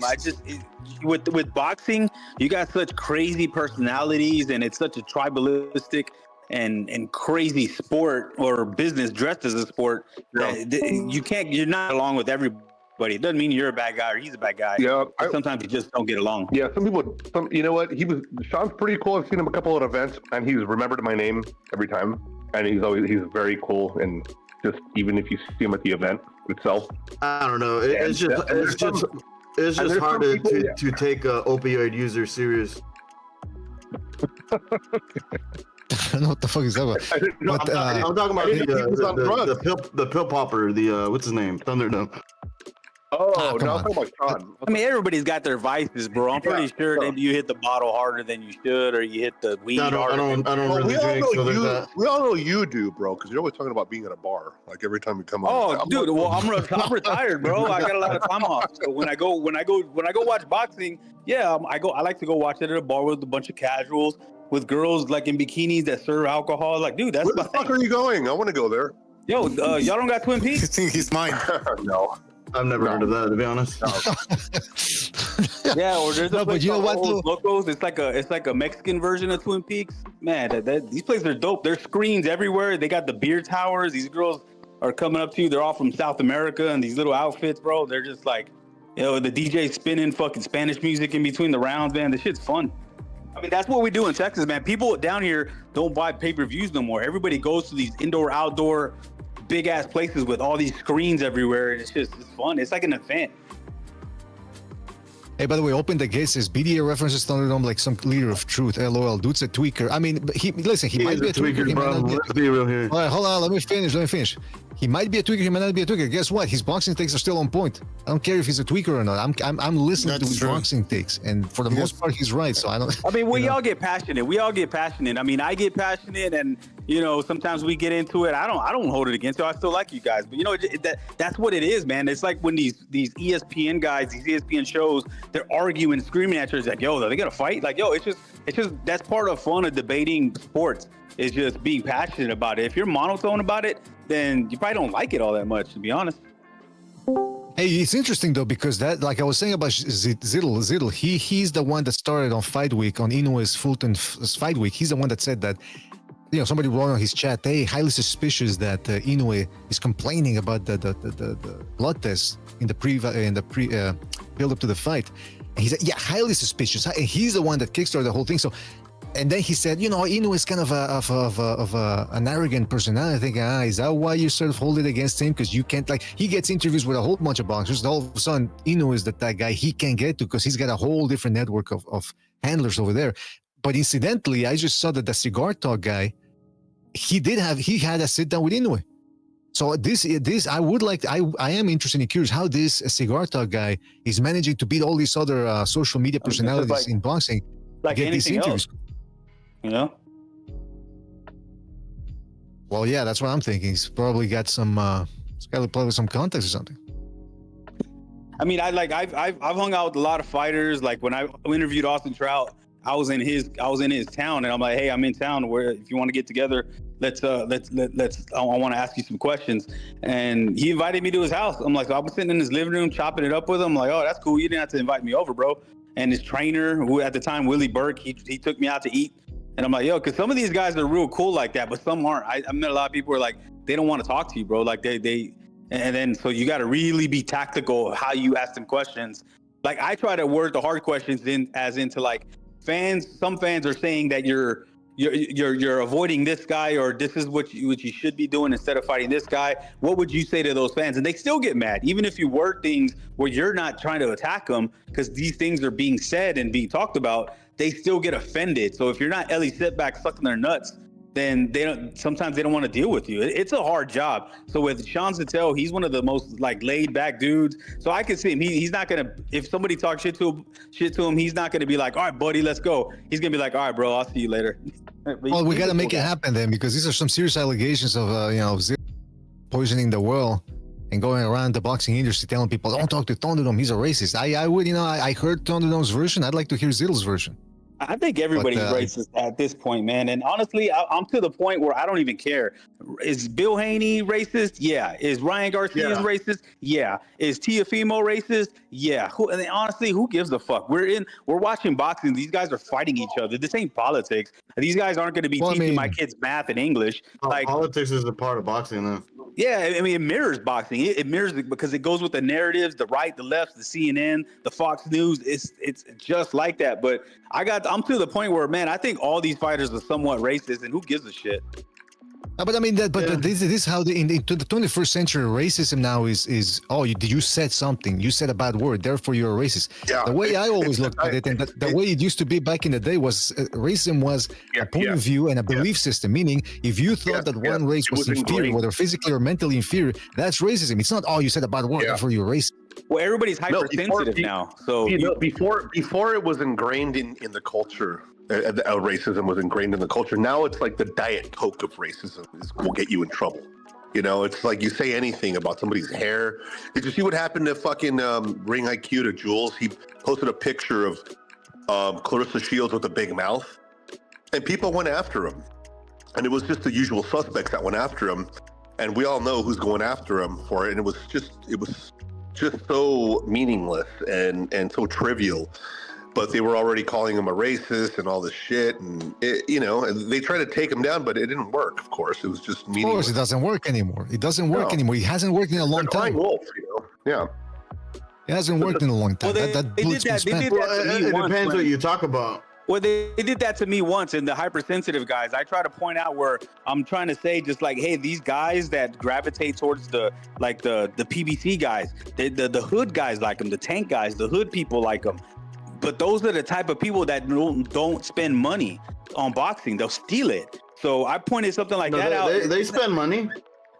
On Jordan. On Jordan. No. Yeah, they'll spend they'll spend money on the Amazon. But it's not just black ghettos. It's Mexican ghettos too. And I try to say hey, it's even the Mexican guys. And down here we got these guys with the little hairball haircuts who would spend all their money on jewelry and they're fucking Jordans and ripped up jeans, and they don't gotta, then they still live with their mom. You know what I mean? Like I try to point it out that way, but what they do is they tag you, and then the other person tags you. They try tagging all these other people in to try to just drag you through the mud. And it was just funny to me watching it. I was going at was it Dan the boxing guy or whatever, the guy, the PBC nut hugger. So these guys, the PBC show. Yeah, but I think a lot of these guys have like 10 accounts each. Yeah, maybe. Yeah. I wouldn't know that. You don't even pay for the pay-per-views though. I gotta put you on blast here because you're talking like. I used to. Yeah, I used to. You used to. There you go. So you don't. Deadass. I used to. You watch him at Casa de Sobers. You go over there. And you're okay. Here, check me out. Just hear me out. I used to. Not gonna lie, I don't anymore, and here's why. So when the two best teams in the MLB play against each other, it's free, right? The Super Bowl. That shit's free. NBA, when the two best teams play against each other, free. Now, when two somewhat elite fighters fight for a fucking ABC belt, that's $89.99. Hey, you want to watch that shit in 4K? $10-15 more. Oh yeah, by the way, there's a shit undercard, and we're gonna bombard you with that. You gonna pay for that? What about this one though? I'm gonna be out of town. He's always out of town. He's in the. No, I really am. Like, but the dynamics, like I said, guys, the dynamics shifted. People don't have fight parties in my state anyway. Yeah. Everybody here goes somewhere to watch it. Like tonight, everybody's going to all the sports bars, all these huge patio places that, they have giant screens everywhere. That's where everybody goes. They have flyers on Facebook and social media saying, no cover. And none of them charge cover down here. I don't know if it's just Texas being wild, but they don't charge anything. They don't enforce it. That sounds like fun. Yeah, man, it gets crazy. By the way, people are saying that Bud Crawford he's at the event at the New York one, and that he was getting into with a female member of Lopez's entourage. Apparently, he called her a bitch and threatened to smack her. That sounds like Crawford to me. Textbook Crawford. He gets a little bit too riled up. Very, very easy to get to. Very easy to get under his skin. So man, that's surprising, man, because he's already kind of came up and got respect. Why would he try to go backwards and take and risk that kind of thing? It's just a bad look. If I remember correctly, didn't Crawford said he was going to be in Saudi? Someone asked him if he was going to go to the Canelo Skull event, and he said yes. I'd imagine he's already probably on a plane, right? Apparently not. Well, yeah. How's that? Yeah, maybe if he gets in a private. No, even then, a private plane. No, he won't. Saudi Arabia. Yeah. But I'm saying I don't think Crawford's staying for the Times Square event. I think he just was like there. I guess the pre-day promote, the fight in Times Square, and then he's going to head out to the Skull event, man. Yeah, because doesn't Crawford have to enter the ring, right? If they're trying to sell the fight in September, then I would imagine Crawford's got to be in the ring. So people are asking maybe they're going to put him on the big screen via satellite. Hey, BDA, people are asking if Crawford wrestled her. He only wrestles dudes. It seems he doesn't touch women. He only likes to put his hands on these guys, oil them up, and then see who's the better wrestler, who's the better grappler. But So the other fight that I'm interested in is Ajagba versus Bakoli. Those guys were getting into it at the press conference. I'm from Africa. No, you know best from Africa. It was really getting an argument. That's going to be a good fight. Yeah, fight heavyweights, because all these other guys that are fighting, relatively smaller guys. But that heavyweight shootout should be a shootout for as long as it lasts. Did you see Daniel Dubois and Chris Morgan with Alexander Usyk? Chris Morgan? Pierce Morgan, yeah. Oh, Pierce? No, I didn't see it. What happened? Well, it looks like Dubois needs an interpreter. I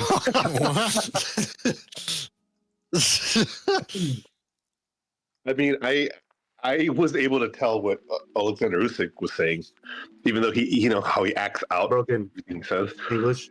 Yeah, but I love that he acts it out, and Dubois just looks like I don't know what to say, man. I don't want to make fun of like people with like Downs or anything. He just shares similar traits to Rolly Romero. They're like long lost cousins, I guess. It's so bad. No eugenics, it's okay. They piss people off on purpose. Eugenics. There's something fundamentally wrong with Dubois, dude. I just don't know. Like the guy can't carry a conversation or anything. A guy with broken English is a lot more entertaining to listen to. Hey guys, on the chat, I just posted like the video advertisement of the places. I don't know if y'all have these places. We got like these places all over Texas, but this is where they show the fights. That makes a lot of sense.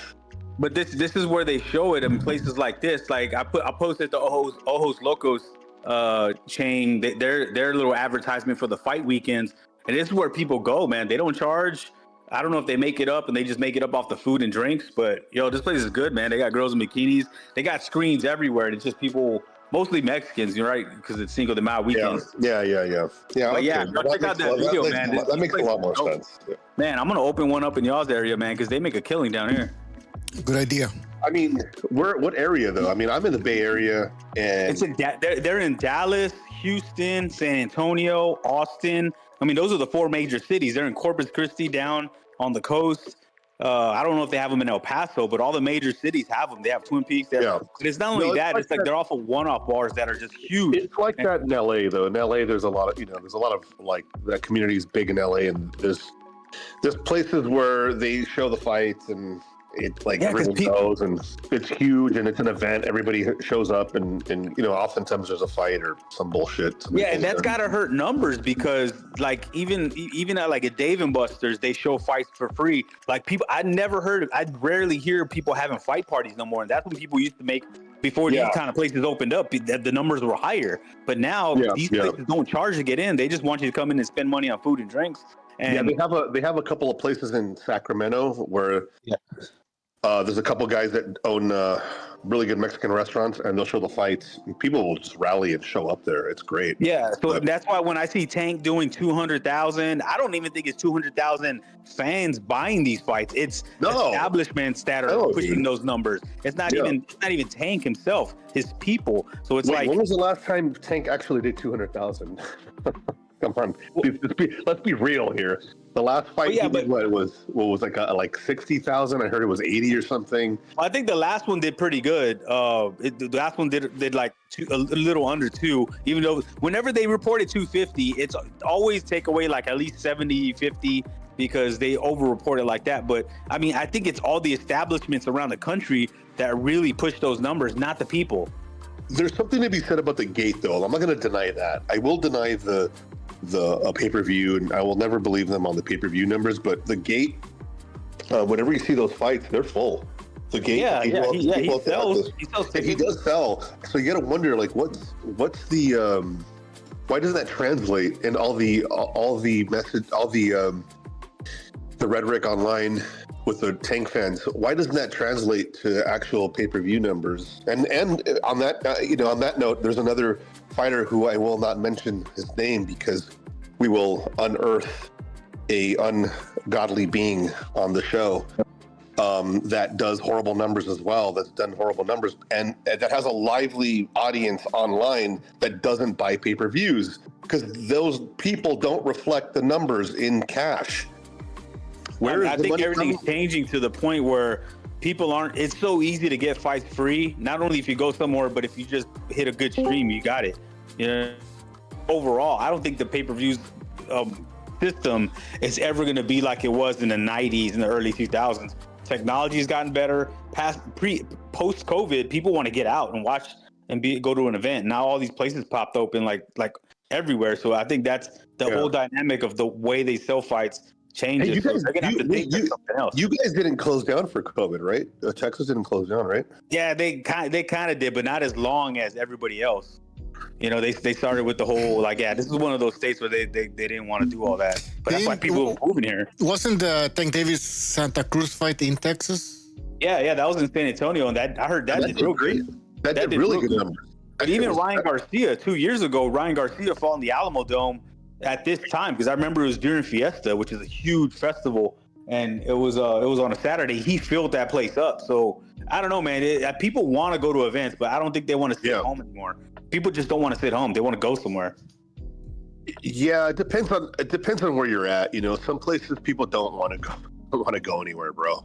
But if you're like in a place like Texas or if you're in a place like that, then I think people will go out in drones. You know, people are much more excited about going out in places where you can have a drink. There isn't going to be any kind of like situation where you have to be worried about what people say. You know, it's weird, man. Like, and I say this because I'm in a blue state.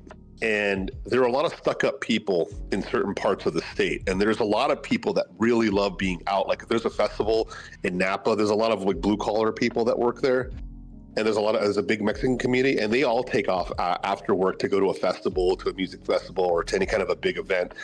They leave work early, and that's the kind of stuff that we're missing here on the coastal parts of California that I wish we still had, but we don't have a lot of that, you know. I guess there is a festival in the park, in the Golden Gate Park every year, and people kind of ditch out for that. But any kind of big sporting event like that, and unfortunately, I'm not a Giants fan, so I don't really go to the games.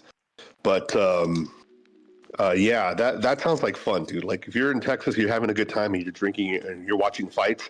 I haven't had that kind of situation in a while. We go watch fights one of the guys from the gym always has fights at his house, and we all go over there for the fights. But that sounds like fun, bro.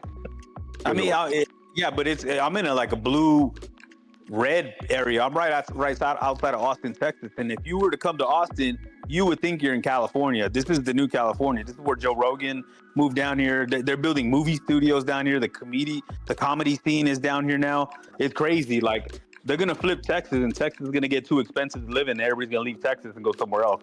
It's just like a cycle. I don't know. It's kind of big, though, man. There's a lot of people. The only blue city you have is Austin. San Antonio's blue. Houston is blue. Anywhere that's not the city, it's blue. The cities are blue.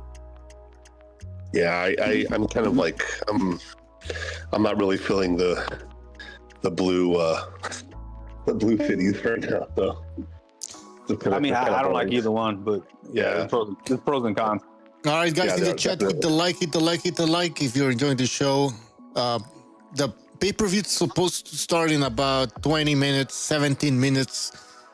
I don't know what we're gonna do, if we're gonna continue this shit or not. But by the way, guys, remember there's a post-fight show, immediate post-fight show with phone calls. So stay tuned for that after the pay-per-view. I'll take video, man. I'll take video of inside the place I'm at, man. Is see how like kind of the trend down here, especially Cinco de Mayo weekend. It gets pretty wild. That's nice.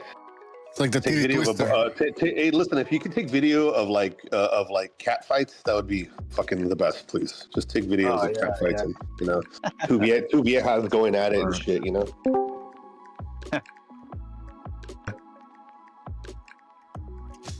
Yeah. So I think we're gonna end it soon. Unless some more people want to jump on.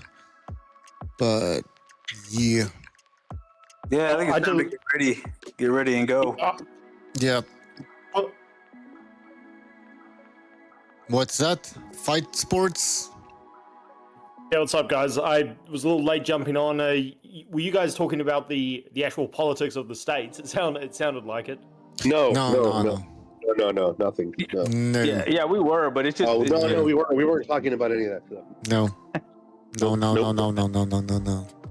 I mean, how do you talk about an event that everyone's been talking about for feels like months? Like, it's hard to can't really add much to it. I mean, did the weigh-ins change anybody's opinions? They didn't for me. I don't think it did.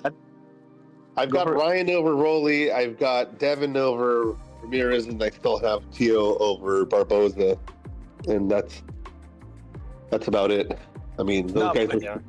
It might sound corny, man. It might sound corny, but what's got me hyped is the spectacle of being in the middle of Times Square. I know it's not gonna have a crowd. There's only like 300 seats, and they're mostly gonna be like rich people and Saudis. But it's gonna be crazy to see it's like a video game, Street Fighter. When you see two guys and there's like the buildings in the back, with all the lights on, like in Tokyo. So I think that's gonna be the cool part of this whole night. Is I want to see how it turns out. I want to see how Devin Haney looks too, because the last time we saw him in the ring was versus each other.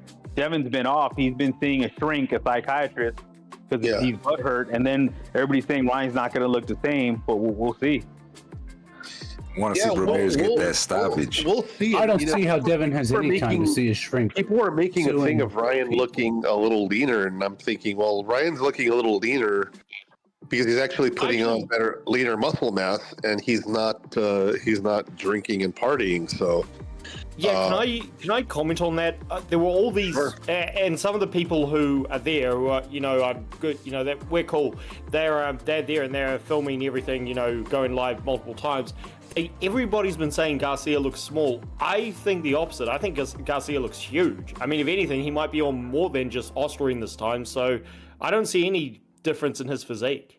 He's a big kid, man, and it just goes to show you these fighters are sucking down too much, and it's taken away from their ability. Like listen, he looked a little bit more like he was retaining water and he looked a little more bloated in areas. He looked a little bit more. You can tell when somebody looks a little bit more hydrated, and it was more water weight before. And I think it was a basic combination of him. He didn't have to cut the extra pounds that Devin did. And I think maybe last minute he tried to take something to flush out his system, and it obviously didn't work, or whatever it was, or maybe he cycled off.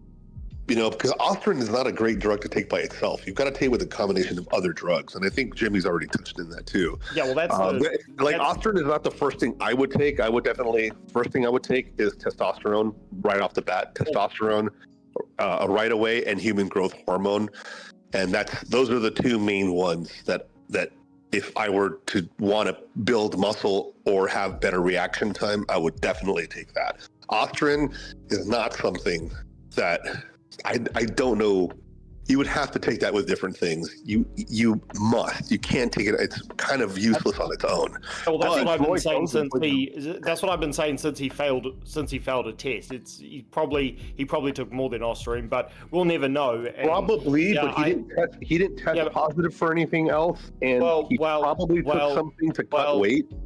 Yeah, well, listen, cutting weight and gaining weight are two different things. If you're trying to flush your system out and you're trying to flush out water out of your system, you're going to try to take something, and he probably did. I'm not saying, it looks very suspicious to me. I think they all are, man. Unless they're doing 365. I do too. Listen, I do too. I'm not trying to make excuses for anyone. I don't really care about Ryan. I don't think he's a great fighter at all. I think he's a C-level guy. I don't really, I have no horse in the race with this one. It's kind of like beside the point. Like Garcia, I just don't see, like, if people were thinking that because of testing he was going to be sucked down and off the drugs and therefore smaller for this fight. I think the opposite. I think he looks huge. So I don't know. Yeah, what that means of anything. Listen, you could look big if you're retaining water, man. You look bigger if you're trying to cut weight, even if it's 47. You're trying to cut weight, you're gonna look leaner. If you're not concerned about cutting weight and you're retaining water, that water retention will make you look bigger. And I think he looked bigger and puffy in a way where it was water retention. And that's I don't think he looks that much different though. Everybody's trying to make it seem like he's so much smaller or bigger. No. It's very subtle. It's a very subtle thing. And even though he was weighing less at the time of the fight last year, he just looked a little more puffier, just in the area. Not like, I'm not saying he looked fat or anything like that. I'm just saying, there's a difference between cutting weight and then having water retention. And that's people are acting like this is Vargas versus De La Hoya. You remember Vargas when he fought De La Hoya?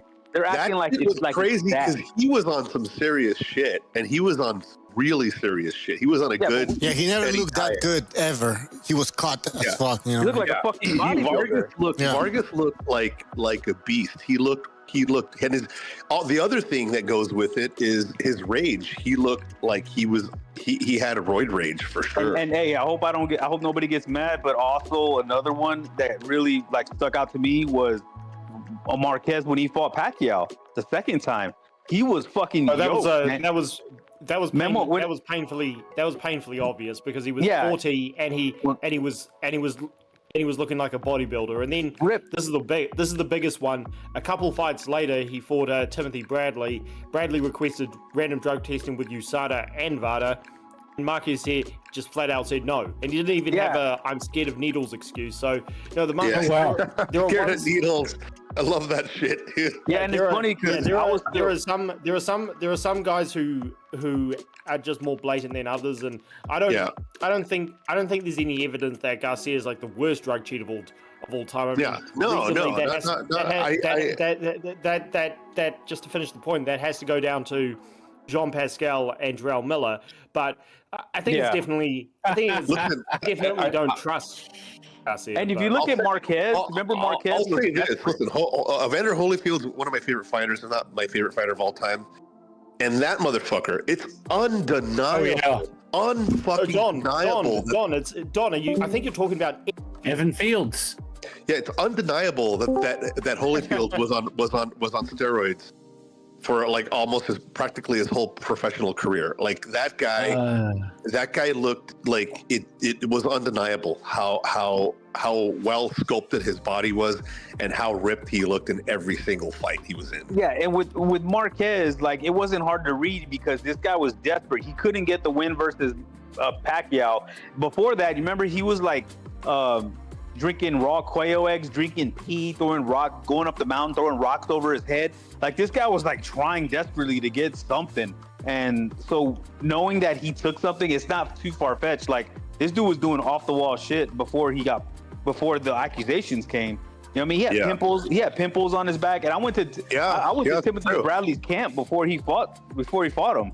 And he was telling me, he's like, yo, man, like, yeah, he not only is USADA the weaker testing, it's also more expensive. So why, like with Floyd, why would you overpay the weaker brand instead of taking the cheaper VADA, which is more effective. You know what I mean? So there's so many indicators. But it's honestly, bro, I think everybody, unless you're 365, everybody should be under suspicion. I completely agree with you on that, because there's so many guys out there right now. Like, if you look at Badu Jack, dude, like when you want on the scale, I'm like, he's got to be. There's no way. You've got to be. There's no way. There's no fucking way that you're not juicing. You have to be juicing. B-Hop fighting at that level. B-Hop, exactly. Exactly. You know? Exactly. All of these motherfuckers, dude. I can't tell you how do you get over injuries right away? How do you train? So how do you have back-to-back camps? You've got to be on shit. You have to. There's no way you can't do it without it. They only fight once a year, man. Well, some of these guys don't. Some of these guys are back-to-back camps, and maybe even two camps. Even 2 camps a year will take it out of you if you're not juicing. And those guys, some of them have to do a fat camp, because if they're only fighting once a year, think about it. You gotta get your fat camp going. You gotta drop all the weight from your walking around weight, because a lot of these guys, let's be realistic here. A lot of these guys are boiling down to weights that they should not be in. They're walking around 30, 40, 50 pounds heavier, and that's not healthy. So you got to do a fat camp. You got to take a supplement to burn the fat. Then you got to start taking supplements to build up some lean muscle mass. And you've got to be on something, bro. You can't do it without it. You're not going to be able to recover. And if you're fighting once a year, it's even worse for you. It's worse for you because your body will start breaking down. And everybody has the misconception thinking you have to take PEDs for the fight, but it's not true. You got to take PED for the camp, because you can, like, think about it. If you go run your hardest PR and you maxed out, you're not gonna be able to work out as hard for at least a few days. If I worked out a couple of days ago, I didn't go to the gym today because I'm fucked up. I can't do it. I've got to either wait for tomorrow or possibly Sunday. But yeah, if you were on the juice, you can go harder. You can go hard every day. Exactly. You cycle off of it, and then there's a window where your normals start to drop to normal levels where you're not going to pop, but there's a window where you're still getting that max benefit of the recovery, but it's only for like a short window. That's why it's all about timing. So when Floyd, remember there was a bunch of fights where like, what's he waiting on? Well, he waited to the last minute to announce a fight, because the testing doesn't start until the fights are announced, and that's when they start testing. That's why a lot of times he waited to the last second to announce the fight with Romero. Southpaw, you mentioned exactly why I don't believe Garcia only took Osterine, because he got caught just before the fight. Whereas he got caught just before the fight. But hold on, Don, just give me a sec.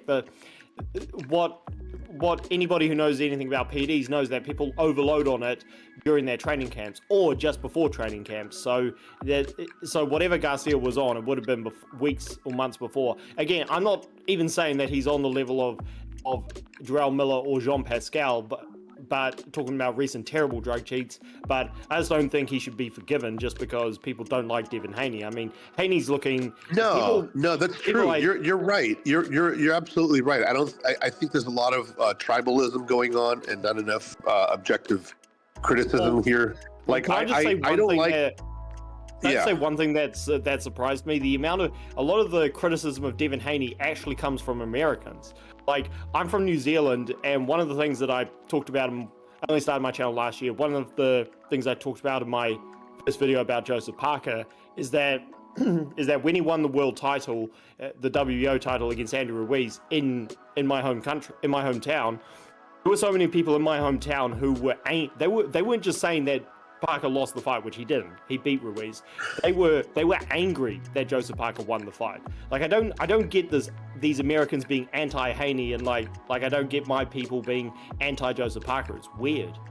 Well, we become the worst boxing fans, because even in Mexico, if they're not going to automatically love you if you're Mexican, and that's why like Canelo's taking a lot of heat from even his fellow Mexicans, because he did the same thing versus Triple G stalling. That a lot of people don't want to see the excuses and the cherry picks, but it's also with other, like with the Brits, like they're hardcore fans. They know what's what. So like it's only the tribalistic Americans that will just ride or die on based off trivial shit like I'm skin not, color. Southpaw, You know? that's not what I'm saying. I'm not saying tribalism like ride or die. That's not what I'm about. I don't defend even my favorite fighters. I'm not like a hardcore defender of them. I just praise them I just praise every fighter when they do well. So well, yeah, Haney, because y'all do your homework. A lot of American fight fans don't do their homework. You know, Southpaw, what I was saying was people who like.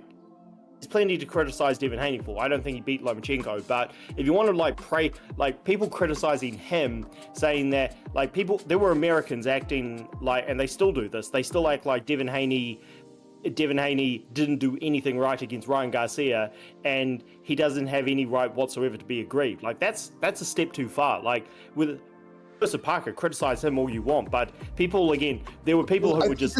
I think there's a big difference between Joseph Parker and Devin Haney. Devin Haney, people are criticizing him because of the way he acted after the fight. Right? He acted a certain way after the fight, where it didn't sit well with a lot of people. Actually, most people. There are a certain amount of people that consider it justified what he did.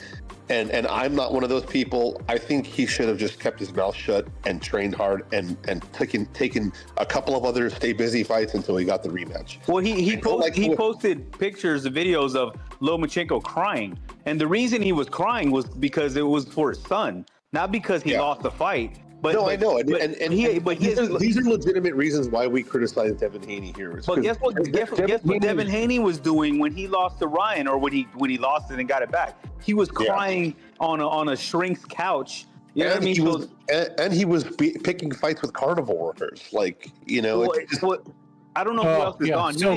He didn't hear the reasons I don't like Devin earlier. I said he got a fight.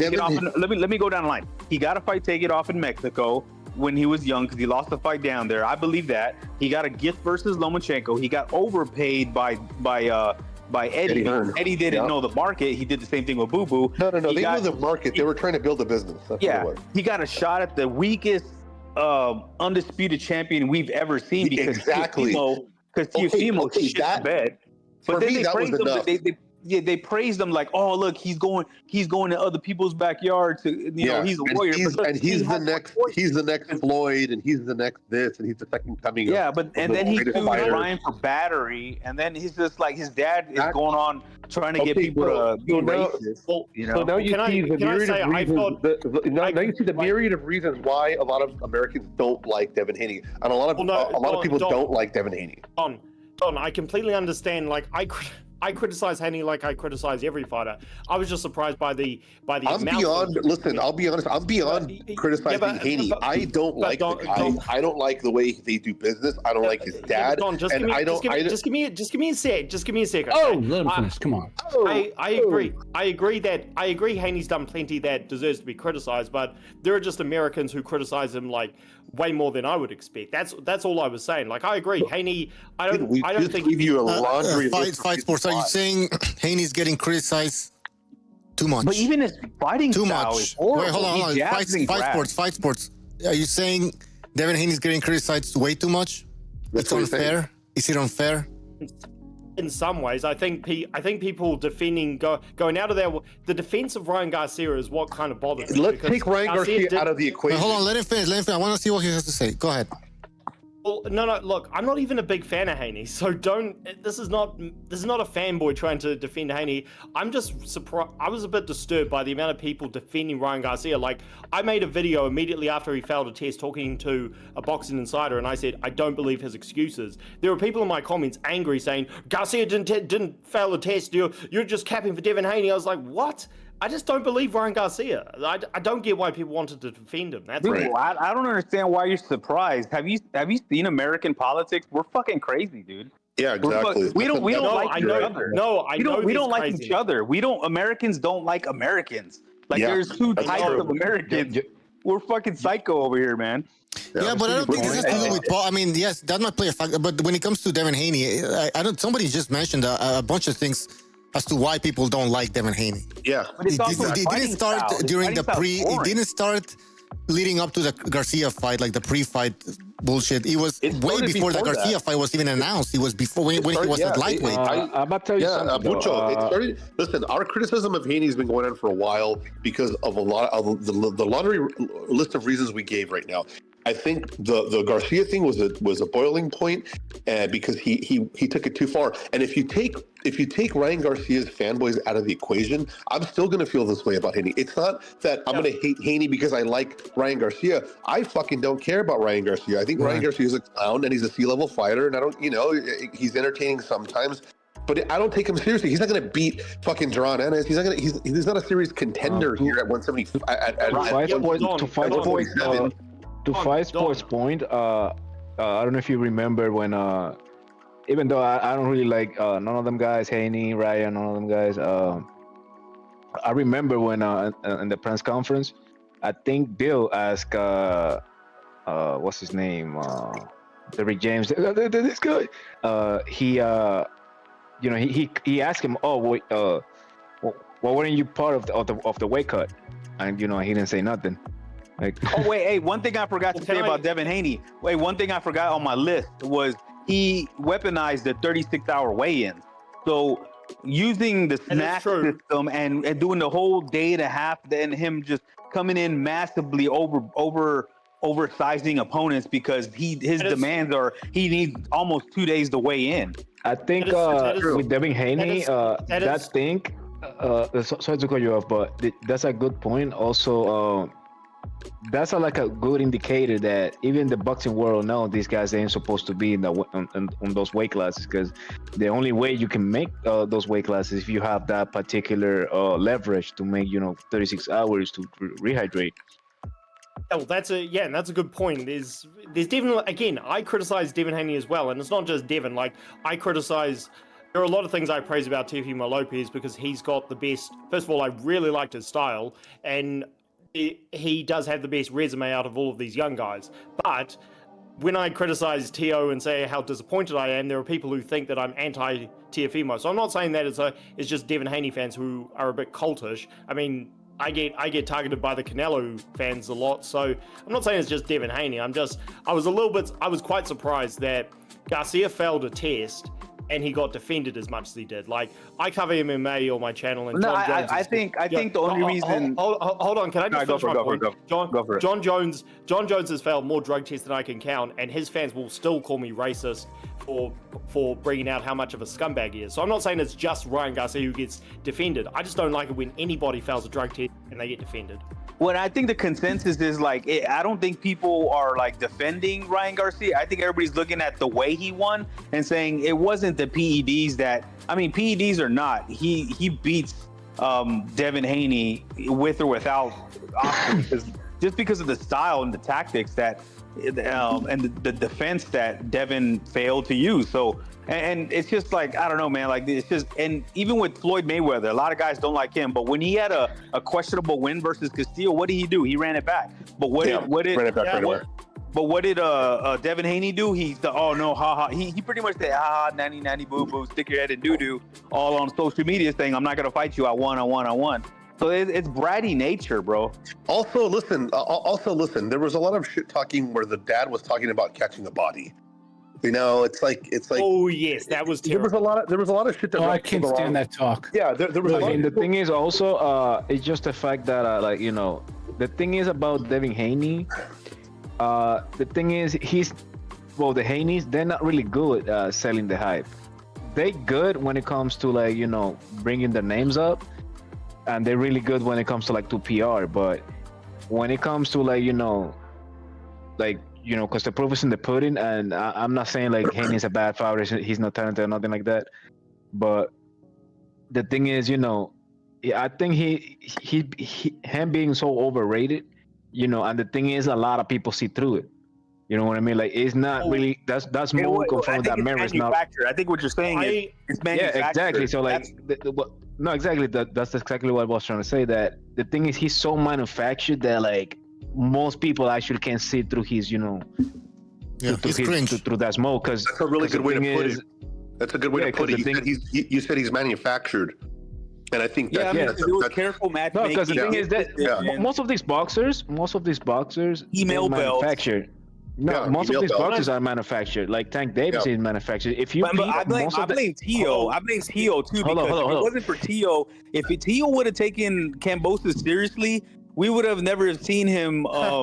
We would have never seen Devin be given a fucking all these belts versus a C-class opponent. But Tio fucked up so bad and overlooked him so bad that he went in that fight compromised and he screwed himself. I think that loss of Tio, fucking Devin becoming undisputed, youngest undisputed, whatever, man. It was all bullshit. He was in the right place at the right time. That's all it was.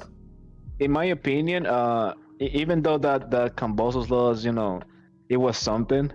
In my opinion, Teofimo Lopez, one of these guys, is another one of these guys. I never thought he would go undefeated in his career. So it's better if he take a loss now, and he can go like. That's what I'm saying, guys. You might make some money if you bet against him because the thing is, oddly enough, and I will say this: I completely understand that. Again, I mean, Devin, like Tio, one thing they have in common is that they both unfortunately are very entitled, and it is off-putting. I get it. And Shakur and Tank and Ryan. I think.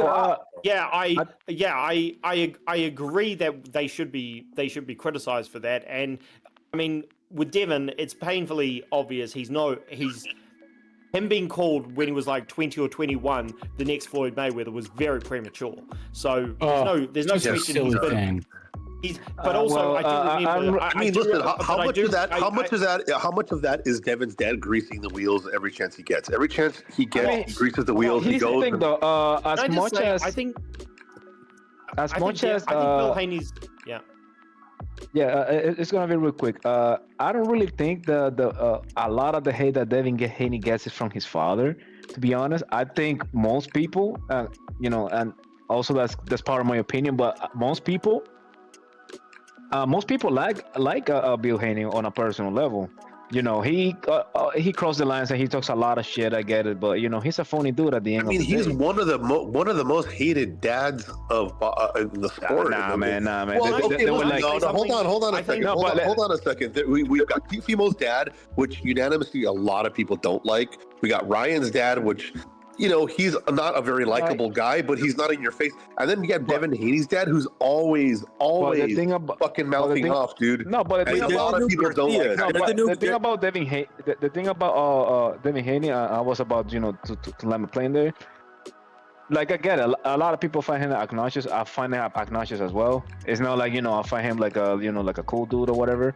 But I'm just saying, like overall, as a personality, most people like him, even though they don't like how boisterous he is. But I think Devin Haney gets most of his hate because all the fighters fan bases. I think all of the other fan bases, they have something in common, and they'll because the thing is, some of those Tank fans, they kind of sort of respected Shakur, and vice versa, but none of those fan bases respected Devin Haney.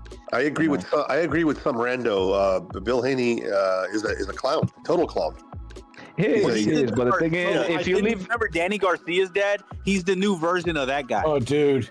Yes, he is. Dude. But I mean, no, you know what? You know how unmissable he is? Like, nobody misses that fucking...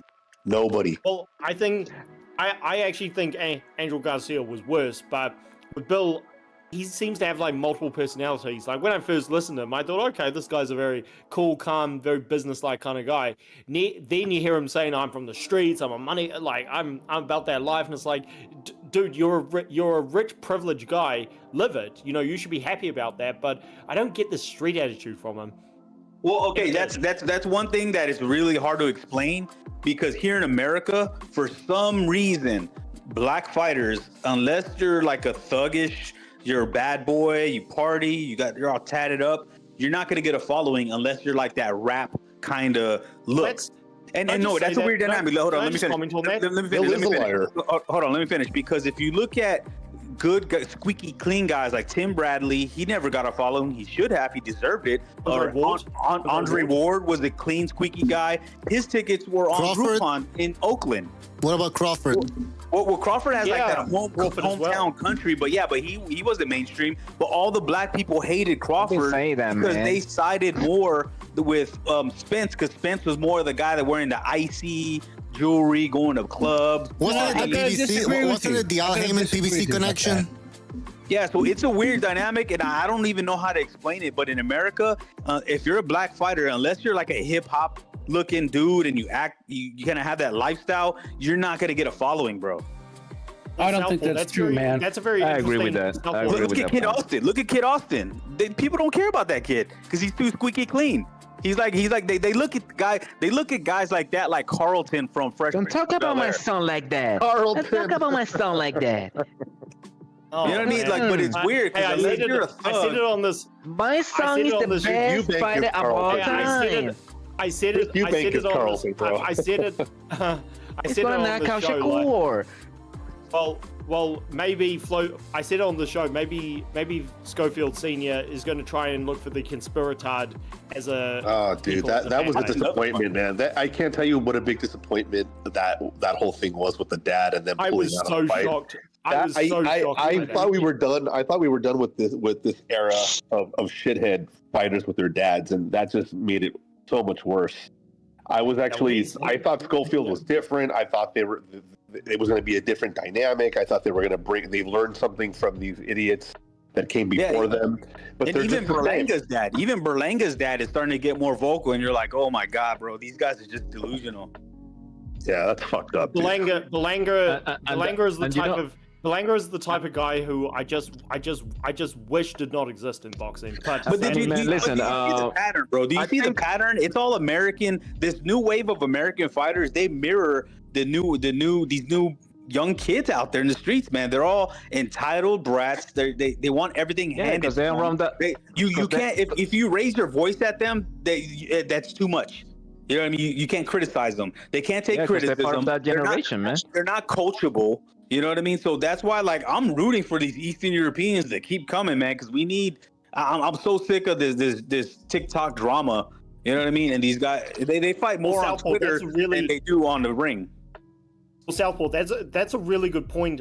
So going back to the Haneys, I understand if they're trying to sell fights. Like, I don't begrudge them for doing that, but it just seems so out of place when it comes to Bill. Like, you mentioned the hypocrisy. Like, with Tio Senior, everybody just accepts, and Tio's always been great to me when I submit these questions on these forums he's on, but he's just so, you understand what they are. You understand they're extreme, in your face, whatever. But with Bill Haney, I just don't get, why do you try to play both sides? Why do you try to be diplomatic in one sentence and then you say, "Oh, we're gonna kill Ryan Garcia," and then get all upset when he beats your son? Like, it's like, well, I mean, but the thing is with Devin, the reason why Devin's dad is more over the top than most of the others is because Devin doesn't have a fan base. Again, he tries to play the thug and they make fun of him. He tries to play the preppy kid, they make fun of him. He's a kid that he doesn't have people don't like him. So his dad has to almost also a lot of his personality. A lot of his personality he copied from Tank. You know, if Tank had his leg tatted up, he had his leg tatted up. If Tank has like a single tooth, the diamond tooth, he did it as well. They're all Floyd. They're all Floyd era wannabes, and even if you look at Tio, guess who Tio is copying? He's copying Ryan. Ryan goes on his racist rants. What does Tio do? Goes on his racist rants. Ryan. You know what's funny about that, dog? You see how like crazy? Well, not crazy, but you see how odd it looks. How Teofimo Lopez was just agreeing with everything that Ryan was saying. Yeah, he's like, he's like his little mentor, bro. Like, but the thing is, then, remember when Ryan came up, was at New York before he fought Devin, shirtless, going to the thing. Guess what? Fucking Tio was doing recently. He's coming to the events like with no shirt on. It's like, dude, this guy's like for real. Like, you gotta they're trying too hard. Hey, can I? He's like dressing up like one of the village people.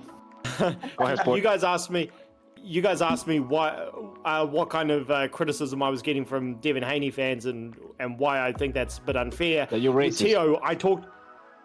Oh fuck! Who asked me that? I'm just kidding.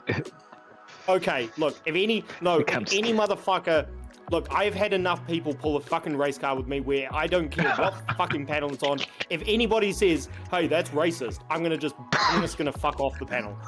We don't want that. You gotta blow it off. don't want that. Whenever people pull the race car, I was just saying like they probably were saying that. I was just saying that like guys, I don't know if you've noticed the event Times Square. It's fenced off. There's a fence. It's a tarp, so you can't see shit. So what's the point of having this event in the middle of Times Square when nobody can see shit? I think they just want the background, the building. It's Turkey. Okay. It's Turkey pulling a flex move, saying, "Look what I can do." But I think it'll look cool with just the buildings in the background. But I think if you can't really see depends on the angle. Yeah, if you can see it, it's gonna stop traffic, and people are just gonna stand there, and it's gonna probably clog up the whole area. But that's what they should do, man. Create some fucking excitement. Yeah.